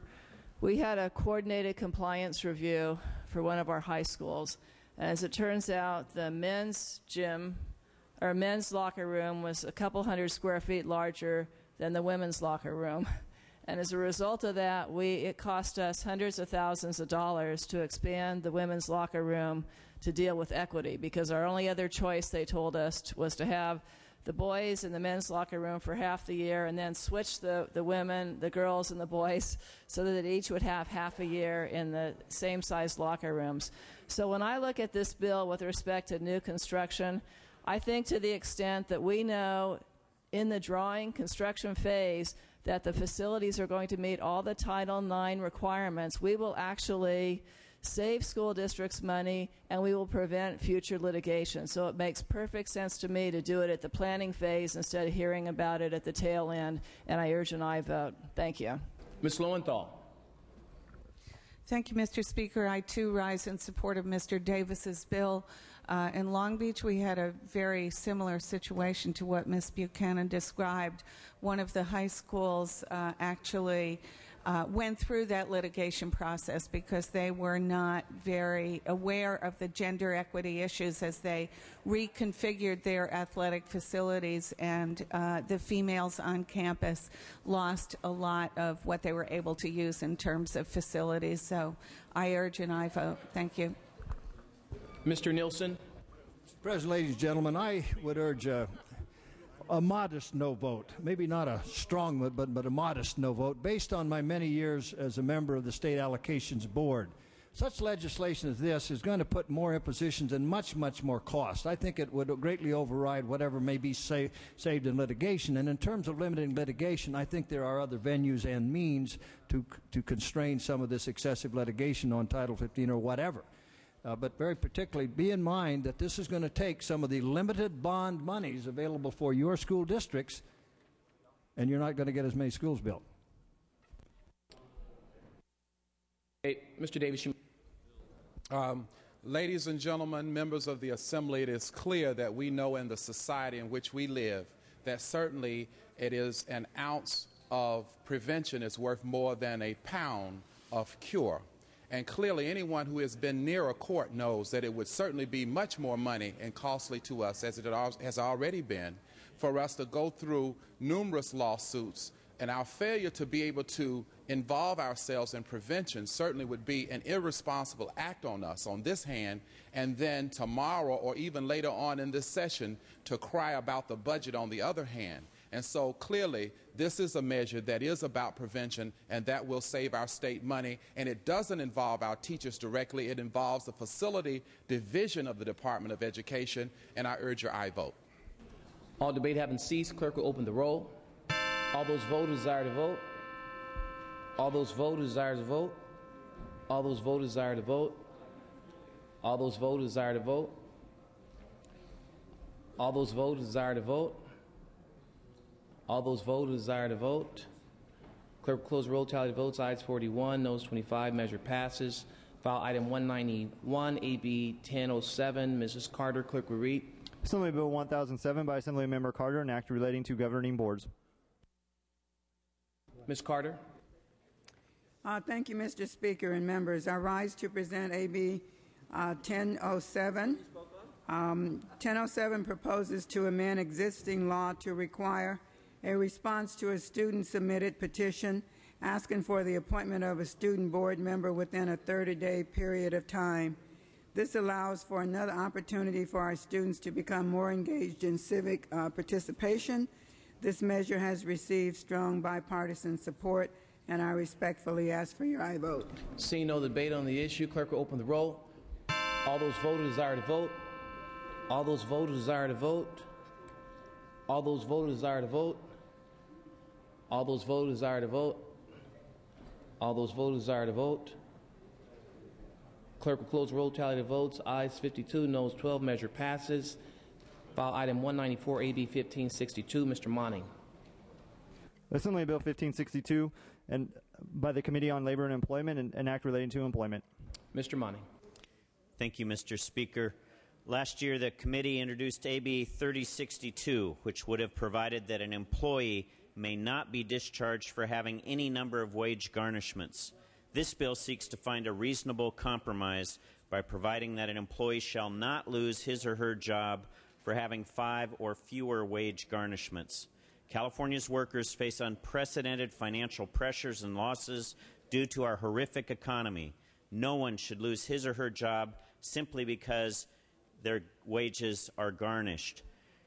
And additionally, a lot of children on child support are dependent on garnished wages for that child support. I urge your aye vote. There's no opposition on file. Seeing no debate on the issue, clerk will open the roll. All those voters desire to vote. All those voters desire to vote. All those voters desire to vote. All those voters desire to vote. All those voters desire to vote. All those voters desire to vote. All those voters desire to vote. All those voters desire to vote. All those voters desire to vote. All those voters desire to vote. All those voters desire to vote. Clerk, close roll. Tally the votes. Ayes 41, noes 29. Measure passes. File item 195, AB 1563. Mr. Monning. Clerk will read. Assembly Bill 1563 by the Committee on Labor and act relating to employment. Mr. Monning. Thank you, Mr. Speaker and members. In 2003, the legislature enacted Labor Code Section 2810, which prohibits a person or entity from entering into a contract or agreement for labor or services with a construction, farm labor, garment, janitorial, or security guard contractor where the person or entity knows or should know that the contract or agreement does not include funds sufficient to allow the contractor to comply with applicable laws governing the labor or service to be provided. This bill would codify a current enforcement protocol used by the Labor Commissioner to ensure that Labor Code Section 2810 is properly enforced. In addition, the sponsor would like to work with the Labor Commissioner to improve the current protocol, and this bill will serve as a vehicle for those discussions. There is no opposition to this bill. I ask for your aye vote. Seeing no discussion or debate, clerk will open the roll. All those voters desire to vote. All those voters desire to vote. All those voters desire to vote. All those voters desire to vote. All those voters desire to vote. Clerk will close the roll. Tally the votes. Ayes 41, noes 28. Measure passes. File item 199, AB 59. Mr. Jeffries, clerk will read. Assembly Bill 59 by Assemblymember Jeffries, an act relating to alcoholic beverages. Mr. Jeffries. Thank you. Members, under current California law, identification cards must provide a physical description along with the photo and date of birth. This presents a problem for our military personnel as active duty military ID provides only a photo and the date of birth. For security purposes, the additional information is electronically encrypted, which prevents tampering with the card. Many of our soldiers carry only their military identification, especially when stationed out of their home state. Military IDs do have the name, date of birth, photo, and service of member. It just does not have the physical description, such as weight and height. Other states, including New York, Florida, and Illinois, to name a few, specifically already allow military identification to be used as proof of age for the purchase of alcohol. AB 59 would allow California to join these states and allow military personnel to purchase alcohol using these ID cards. I respectfully ask for your aye vote. Mr. DeVore. Thank you, members. Request permission to use a prop. Without objection. Thank you, Mr. Speaker. Members, it's very important to understand that many of the men and women who serve America in uniform are often away from home for long periods of time, and as such, their normal forms of identification, for example, a driver's license, may have long since expired between the time that they were deployed and the time they returned back stateside. I would submit to you that the standard military identification seen here should be more than enough. There is a tremendous amount of security and encryption that goes into this card, including a microchip and a barcode, magnetic reader. This is a very difficult card to spoof. You're not going to find fraudulent military identification. It's not going to be very likely anyway. And I would submit to you that the bill that we're now considering is very worthy of your support, so that the men and women who serve this nation in uniform can be treated with the appropriate respect and dignity in the state of California. I urge an aye vote. Mr. Jeffries, you may close. Members, we've had strong bipartisan support on this bill, and I would ask for your aye vote. Seeing no further debate, clerk will open the roll. All those voters desire to vote. All those voters desire to vote. All those voters desire to vote. All those voters desire to vote. Clerk will close the roll, tally the votes. Ayes 70, no 0. Measure passes. We'll move to file item 202, AB 1191. Mrs. Conway, clerk will read. Assembly Bill 1191 by Assemblymember Conway and others, an act relating to alcoholic beverages. Mrs. Conway. Thank you, Mr. Speaker and members. AB 1191 simply allows passports to be used as an acceptable form of identification to purchase alcohol. Passports are viewed as secure enough to prevent terrorists from entering the country, but in California, that same secure ID can't be used to purchase a beer at a ball game or a glass of Chardonnay in wine country. California law requires a physical description to be on IDs to purchase alcohol. Although passports have a picture, name, sex, and date of birth, they do not list such things as hair color, eye color, height, or weight. By not accepting passports to purchase alcohol, California's tourism industry is missing out on significant revenues, especially from one of my colleagues, which could create additional jobs and assist in restoring our struggling economy. This bill received unanimous support in GO committee, and I would ask for your aye vote. Seeing no debate, clerk will open the roll. All those voters desire to vote. All those voters desire to vote. All those voters desire to vote. All those voters desire to vote. Clerk will close the roll, tally the votes. Ayes 68, no 0. Measure passes. File item 207, AB 1228. Ms. Imada, clerk will read. Assembly Bill 1228 by Assemblymember Imada, an act relating to elections. Ms. Imada.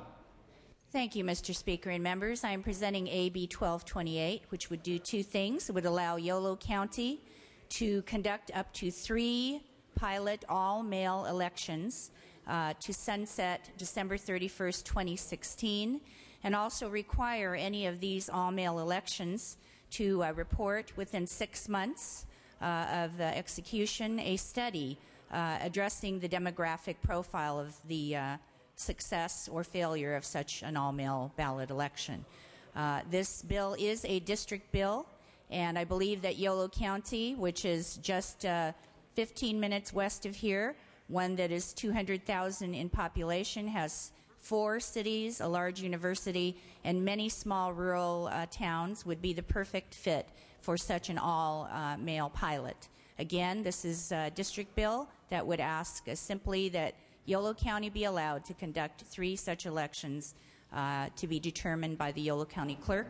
This would not coincide with any state or presidential kinds of elections. Thank you. I respectfully ask for your aye vote. Very well. Seeing no debate, clerk will open the roll. All those voters desire to vote. All those voters desire to vote. All those voters desire to vote. All those voters desire to vote. All those voters desire to vote. All those voters desire to vote. All those voters desire to vote. All those voters desire to vote. Clerk, close roll, tally the votes. Ayes 42, noes 24. Measure passes. Move to file item 209, AB 1140. Mr. Lilo, clerk will read. Assembly Bill 1140 by Assemblymember Neal, an act relating to healing arts. Mr. Neal. He's not at his desk, passed temporarily. We'll move to file item 211, AB 1110. Mr. Fuentes, clerk will read. Assembly Bill 1110 by Assemblymember Fuentes, an act relating to energy.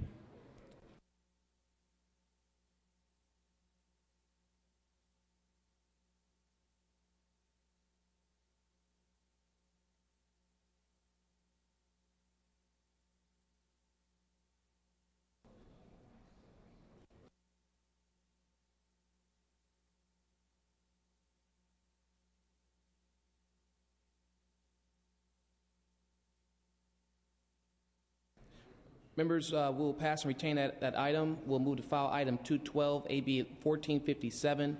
Mr. Davis, clerk will read. Assembly Bill 1457 by Assemblymember Davis, an act relating to long-term health care facilities. Mr. Davis.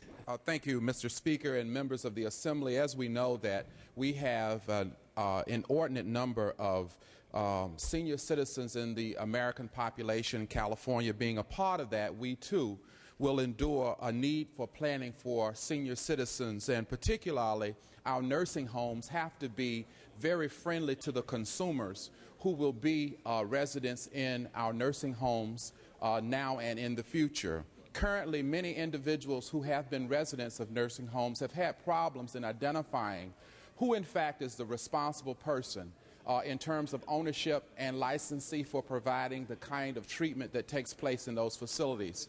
This Bill 1457 simply will require nursing homes in the state of California to provide specifically a list of who the owner and or licensee is, and to make that information available on an attachment thereto the major contract for residents. And I respectfully ask for your aye vote. Seeing no debate on the issue, clerk will roll. All those voters desire to vote. All those voters desire to vote. All those voters desire to vote.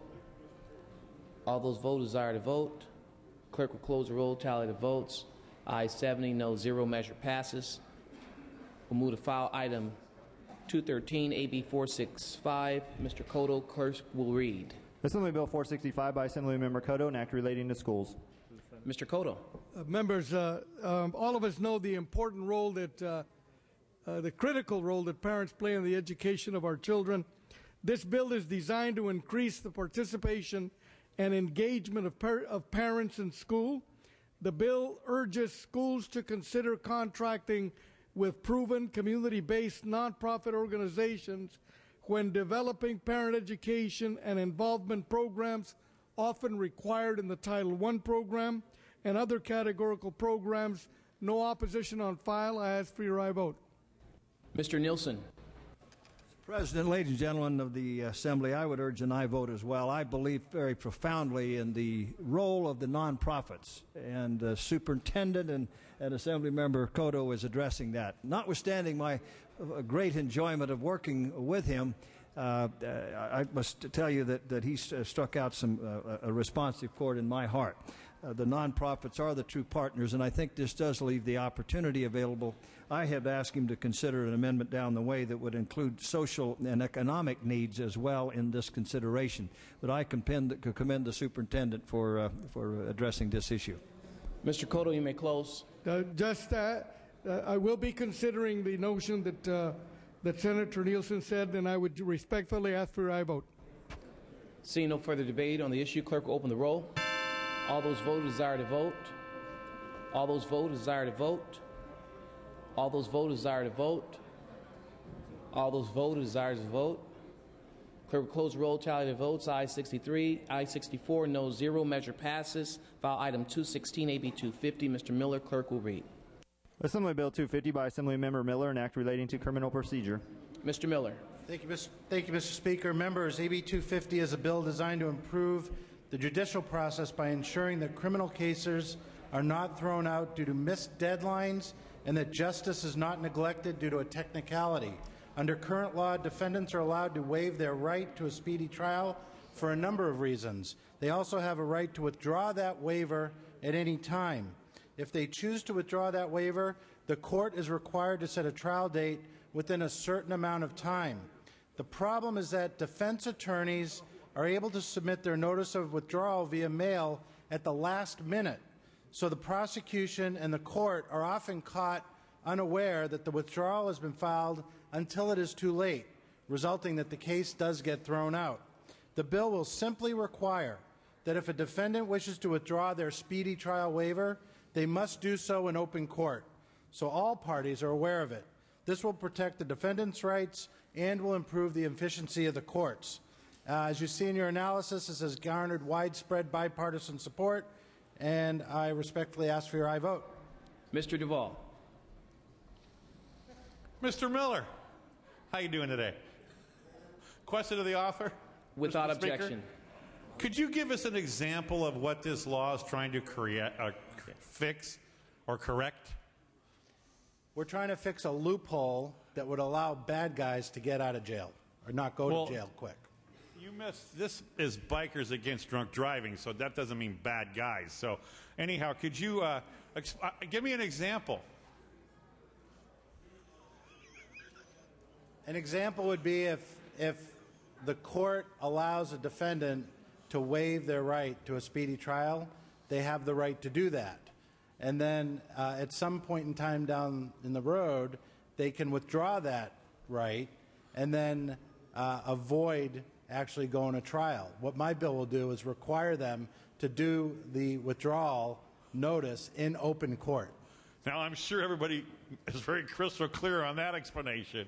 I urge an aye vote. I'm not going to beat you up anymore, but... Mr. Tom Berryhill. Thank you, Mr. Speaker. I got a question to the author. Without objection. Yeah, Mr. Miller, this is your first bill, isn't it? Yes, it is. It would seem to me this introduction into this bill was so long. I've got to ask you, what number one, what was your staff thinking when they gave you this long of an introduction speech on it? I'm having a hard time understanding what my staff thinks on a variety of issues, but it does keep me on my toes. Thank you for that explanation. You know, again, it was so long. Was that a speedy trial or a seedy trial? Could you clarify that for me? It could be either. Oh, it could be either.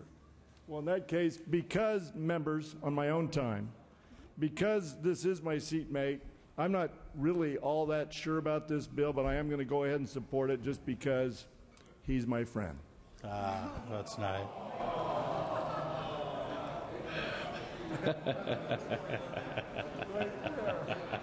I love you too, man.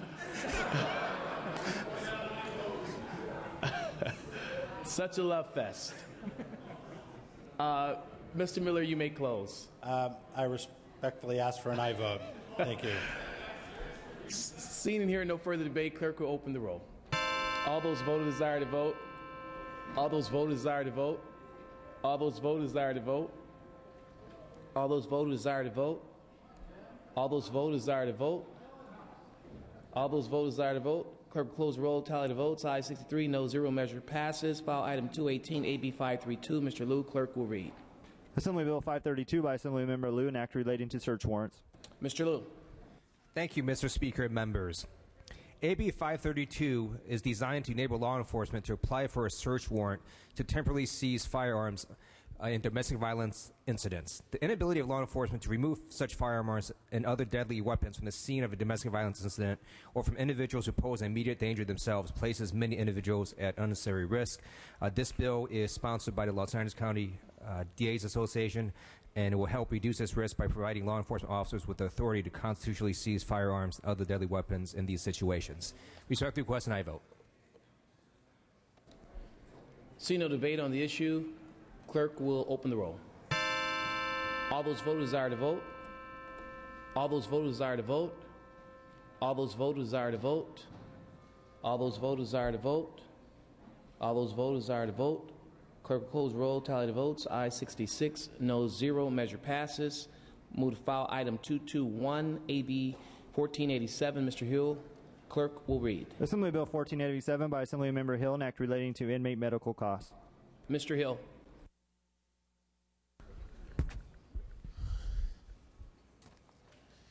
Thank you, Mr. Speaker and members. AB 1487, sponsored by the California State Sheriff's Association, increases from 3 to $6 the fee that a sheriff can charge an inmate for each inmate-initiated medical visit, and requires that any amount collected over the current $3 be deposited in the county inmate welfare fund. And this increase in fee is done without changing any current fee waiver criteria. Now, the current $3 fee charged for inmate-initiated medical visits has not increased since 1994, but the costs associated with providing these services have risen since then. AB 1487 will help counties meet the fiscal demands associated with rising costs of medical care while also protecting the welfare of inmates in county jails. Any funds collected in excess of the current $3 per visit will be deposited into the County Inmate Welfare Fund. This fund finances programs that assist inmates in transitioning back into the community, including education, drug and alcohol treatment, and library services. The money may also be used for essential clothing and transportation expenses for an inmate upon release. I respectfully ask for your aye vote. Seeing no debate on the issue, clerk will open the roll. All those voters desire to vote. All those voters desire to vote. All those voters desire to vote.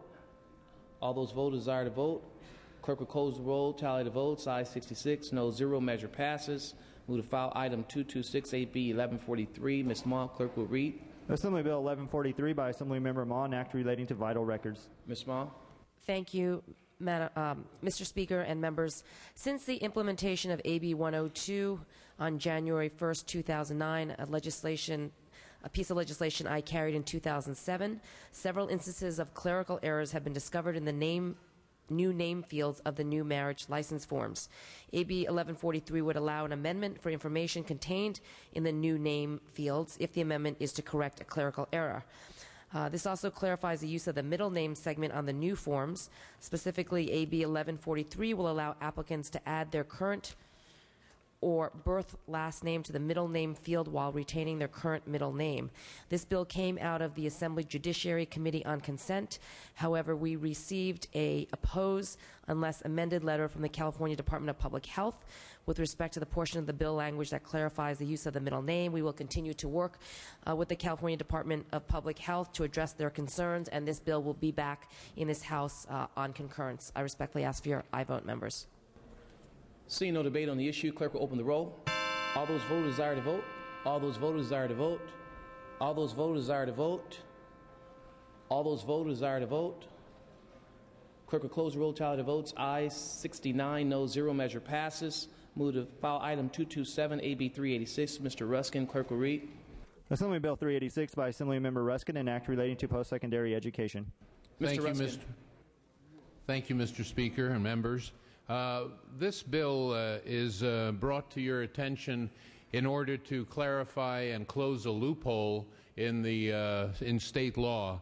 Right now, both federal and state law state that disabled students have to be given access to all college instructional materials.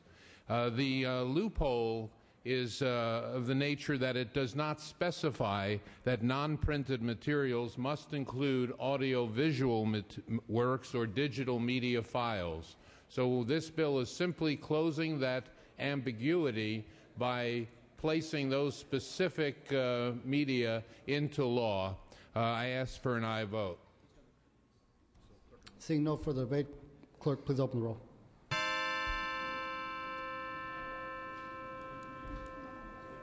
All members signed to vote, please vote. All members signed to vote, please vote. All members signed to vote, please vote. Ayes 71, no 0. Measure passes. Next item is item number 229 by Mr. Hall. Clerk will read. Assembly Bill 1282 by Assemblymember Hall and others, an act relating to alcoholic beverages. Mr. Hall, you may open. Thank you, Mr. Speaker and members. AB 1282 resolves an iniquity that occurred last year when AB 1245 became law. AB 1245 increased the spending limit imposed on a beer manufacturer. However, the term beer manufacturer was restricted to companies that brew only in California. AB 1282 simply revises the beer definition to read beer manufacturer and to include companies that brew outside of California and non-brewery importers holding appropriate licenses and certificates issued by the California Department of Alcohol Beverage Control. AB 1282 is sponsored by Heineken USA and supported by Anheuser-Busch, Miller's Coors, Diageo North America, and Crown Imports. I ask for your aye vote. Mr. Duval. Yes, Mr. Duval. Now, any of these $3 items aren't any like these lighters that are like in characters, are they? Perhaps.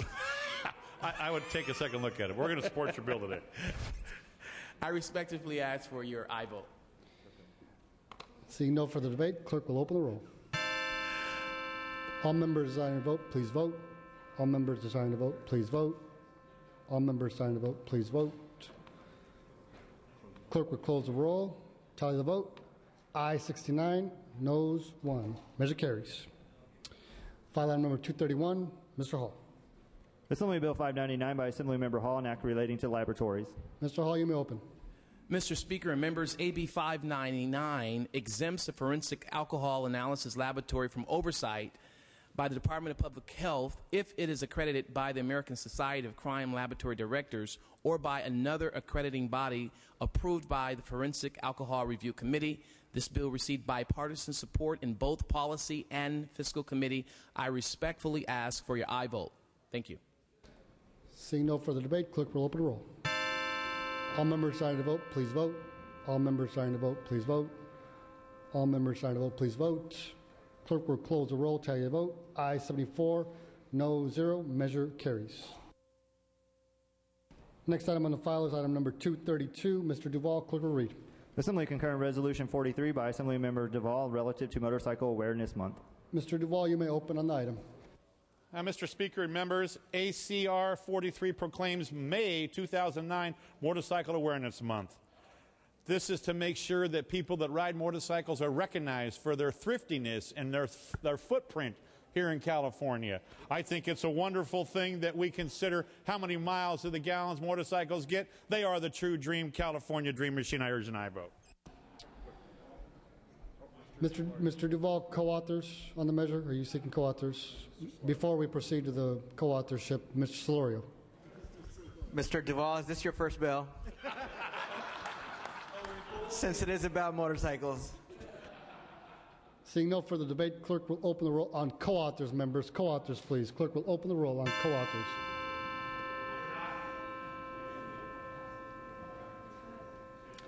All members desiring to be added as co-authors, please vote.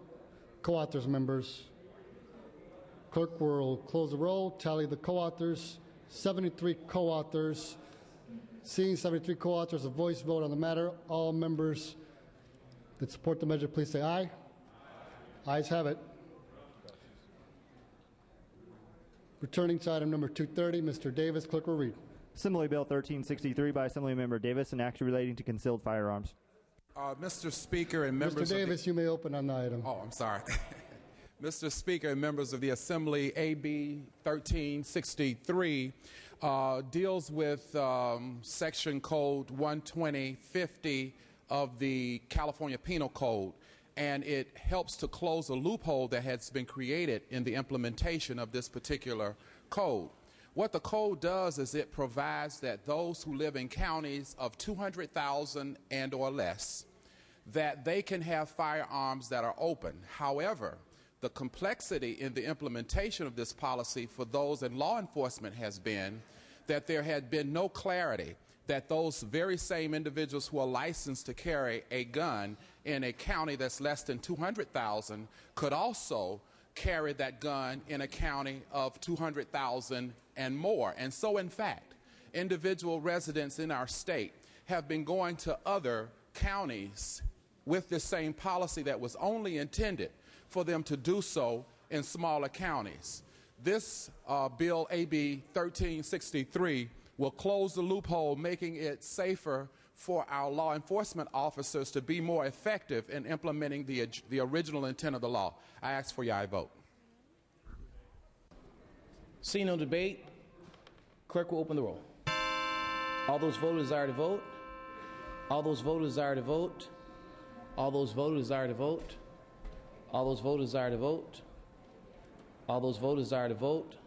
Clerk will close the roll, tally the votes. Ayes 73, no 0. Measure passes. Move to file item 233, ACR 66. Mr. Manny Pettis, clerk will read. Assembly concurrent resolution 66 by Assemblymember V. Manuel Perez relative to American Stroke Month 2009. Mr. Manny Pettis. Thank you, Mr. Speaker and members. ACR 66 designates May 2009 American Stroke Month in California. Stroke is a cardiovascular disease that affects the blood vessels that supply blood to the brain. A stroke occurs when a blood vessel that brings oxygen and nutrients to the brain bursts or is clogged by a blood clot or some other particle. Because of this rupture or blockage, part of the brain doesn't get the blood and oxygen it needs. Deprived of oxygen, nerve cells in the affected area of the brain can't work and die within minutes.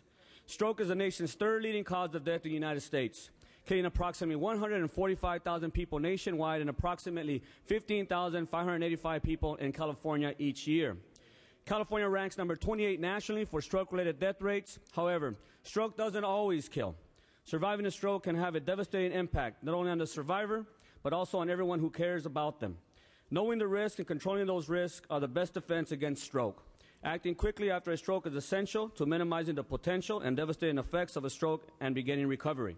Accordingly, education and outreach that creates awareness and promote lifestyle changes are important to changing outcomes. Of particular importance is a focus on efforts to reduce stroke in the Latino and African American communities, who are at particularly higher risk of stroke. Each year, American Stroke Month is recognized in May, and a campaign is launched nationally in an effort to educate communities about prevention, early warning signs and symptoms, and early treatment and recovery. Please join me in supporting this public awareness campaign to reduce the incidence of stroke in our state.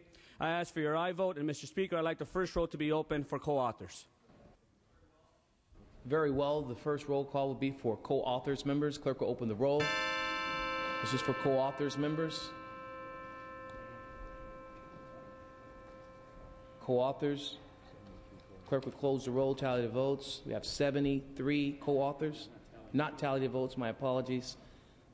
Thank you, Mr. Wilson, for your admonishment.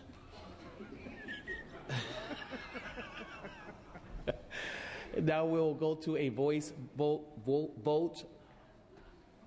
All those in favor signify by saying aye. Any opposed? Ayes have it. Out to print, back on file. Members, without objection, we'll go back to file item 159, AB 530, Krikorian. Clerk will read. Assembly Bill 530 by Assemblymember Krikorian, an act relating to unlawful detainer. Mr. Krikorian. Thank you, Mr. Speaker. AB 530 will make neighborhoods safer by continuing to authorize local prosecutors to bring eviction actions against those who use their residences to engage in drug-related crimes and for the illegal possession of weapons or ammunition. This bill renews and improves upon two pilot programs allowing prosecutors and participating cities to bring eviction proceedings for controlled substances, and also since AB 1013 of my bill of 2007 for weapons-related offenses.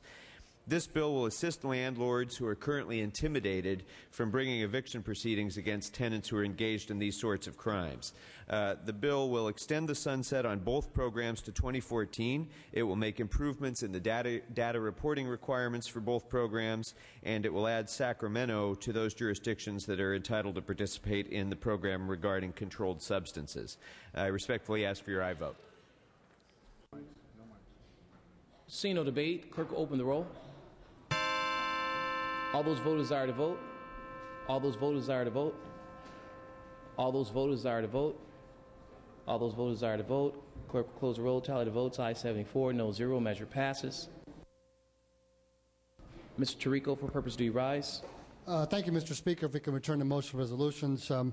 Ms. Evans has amendments at the desk to SB 61, the Senate Budget Committee, which are in order. I request unanimous consent to allow Ms. Evans to take up SB 61 without reference to without reference to committee or to file for the purpose of amendment. If adopted, the amendments will be sent out to print and back on file. Without objection, the clerk will read. Senate Bill 61 with amendments by Assemblymember Evans. Ms. Evans. Thank you very much, Mr. Speaker. SB 61 is the budget vehicle that we are using to start the conference committee process. These amendments are technical changes that allow us to send the bill back to the Senate for non-concurrence. I would ask for your aye vote.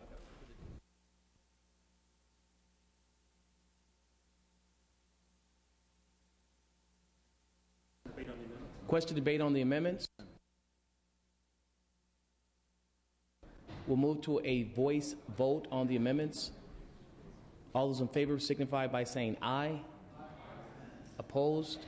Ayes have it. Out to print. Back on file. Members, we are at the second day consent calendar. Does any member wish to remove an item from the second day consent calendar? Seeing and hearing none, the clerk will read. The clerk will open. Assembly Bill 1312 by Assemblymember Swanson, an act relating to defibrillators. The clerk will open the roll on the consent calendar. All those voters who desire to vote. All those voters who desire to vote. All those voters who desire to vote. All those voters who desire to vote. All those voters desire to vote. Clerk will close the roll, tally the votes. Ayes 74, no 0. Assembly Bill 1215.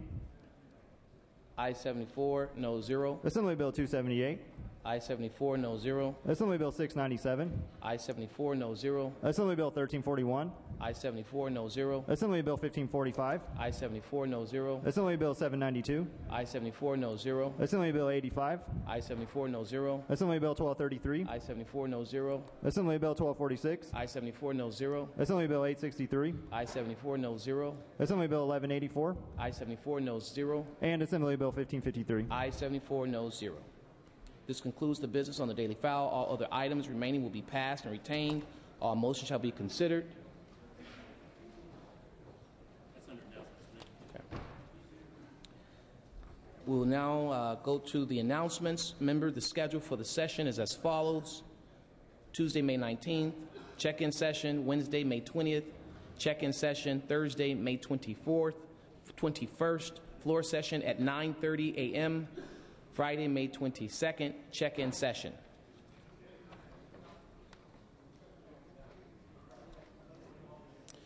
Members, please be advised that June 5th is the last day for the Assembly to pass non-urgency, non-tax levy bills.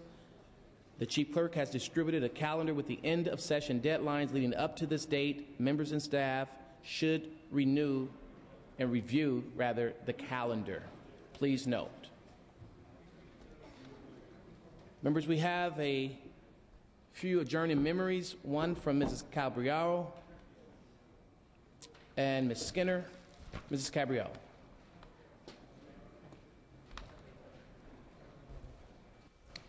Thank you, Mr. Speaker and members.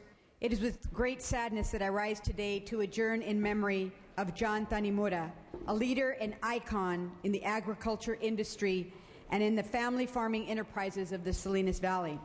Known to all as Johnny, he passed away peacefully in his sleep in Salinas on April 27, 2009 at the age of 88. Mr. Tanimura was born in 1920 in San Juan Bautista to Ejiro Kimoto and Yukino Tanimura, the sixth of 13 children. He graduated from Salinas High School and spent his boyhood working with his brothers, learning the art and science of sustainable farming. This lifetime of learning taught him a tremendous respect for the land. One of the darker moments for his family, as well as for thousands of other Japanese Americans, came World War II. The Tanimura family was removed from their farm and were sent to an internment camp in Poston, Arizona. They lost everything. However, in 1948, the Tanimura family began a farming relationship with Bud Antle and his family, and in 1982, this relationship culminated in the formation of Tanimura and Antle, who are leaders of the packaged salad products and leafy green in the Salinas Valley. John was once asked what he liked to do most, and he replied, "I like to watch crops grow."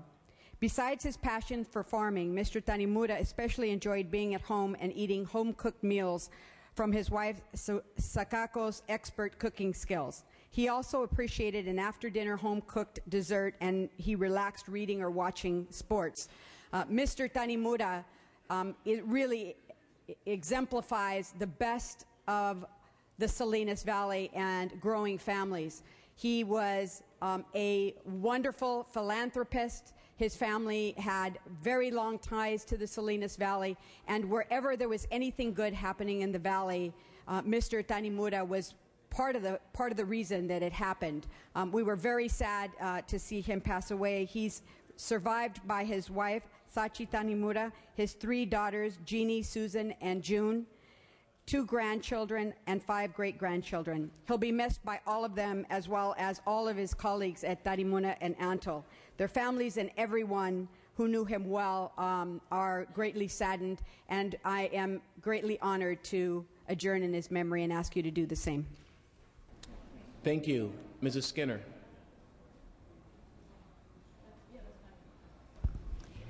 Members, Mr. Speaker, I rise today to speak in memoriam for the former mayor of Moraga, who died 2 weeks ago, and excuse me for having lost, here it is. Mike Madrzak was known not only for his public service, but also his deep love for the town of Moraga. He is remembered as someone who worked very hard for his city, for his community. He helped create the La Marinda Skate Park, Moraga's very first general plan, and the campaign to create the Moraga-Orinda Fire District. He was diagnosed at age 14 with Hodgkin's lymphoma and suffered from several bouts of cancer. We lost him well before anyone deserves to go, at the age of 56. He is survived by his ex-wife, his 2 daughters, his sister, and his niece and nephew, and I ask that we adjourn in his memory. Thank you. Mr. Huffman. Thank you, Mr. Speaker. The National Park Service lost a real hero last week. Brian O'Neill, who for 23 years was the superintendent of the Golden Gate National Recreation Area, passed away. He started his long and distinguished public service career the year I was born, 1964, when he joined the USGS, and he spent 45 years in public service with various federal resource protection agencies after that, culminating in his 23-year stint as head of the GGNRA. Now, some of you may represent the areas covered by GGNRA. It stretches from San Mateo all the way up to Marin County, but whether you represent it or not, you've probably enjoyed the world-class amenities of what is the largest national park in an urban area. 20 million visitors every year. It's a big job. And during Brian's 23 years, he shaped just about every one of those world-class amenities, from Muir Woods to the conversion of Fort Baker and the conversion of the Presidio, the restoration at Crissy Field, on and on. He was a hero of the Park Service. He was a friend to everyone in the many communities served by GGNRA, and he will be sorely missed. Thank you, Mr. Huffman. Members, the remaining requests to adjourn in memory will be deemed read and printed in the Journal. Is there any further business to come before this House? Seeing and hearing none, a motion to adjourn is in order. Mr. Tirico moves and Mr. Villain second. That the House stands adjourned until Thursday, May 21st at 9:30 a.m. All those in favor signify by the usual sign of aye. Those opposed, the quorum call is lifted.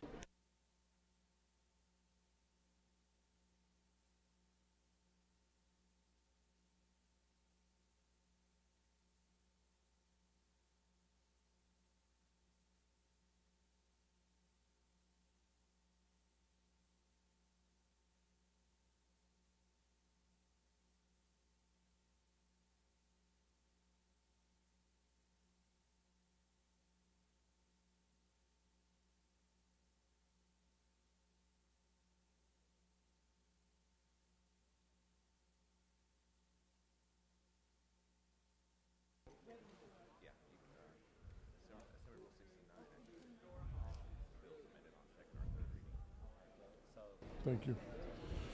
Vote change AB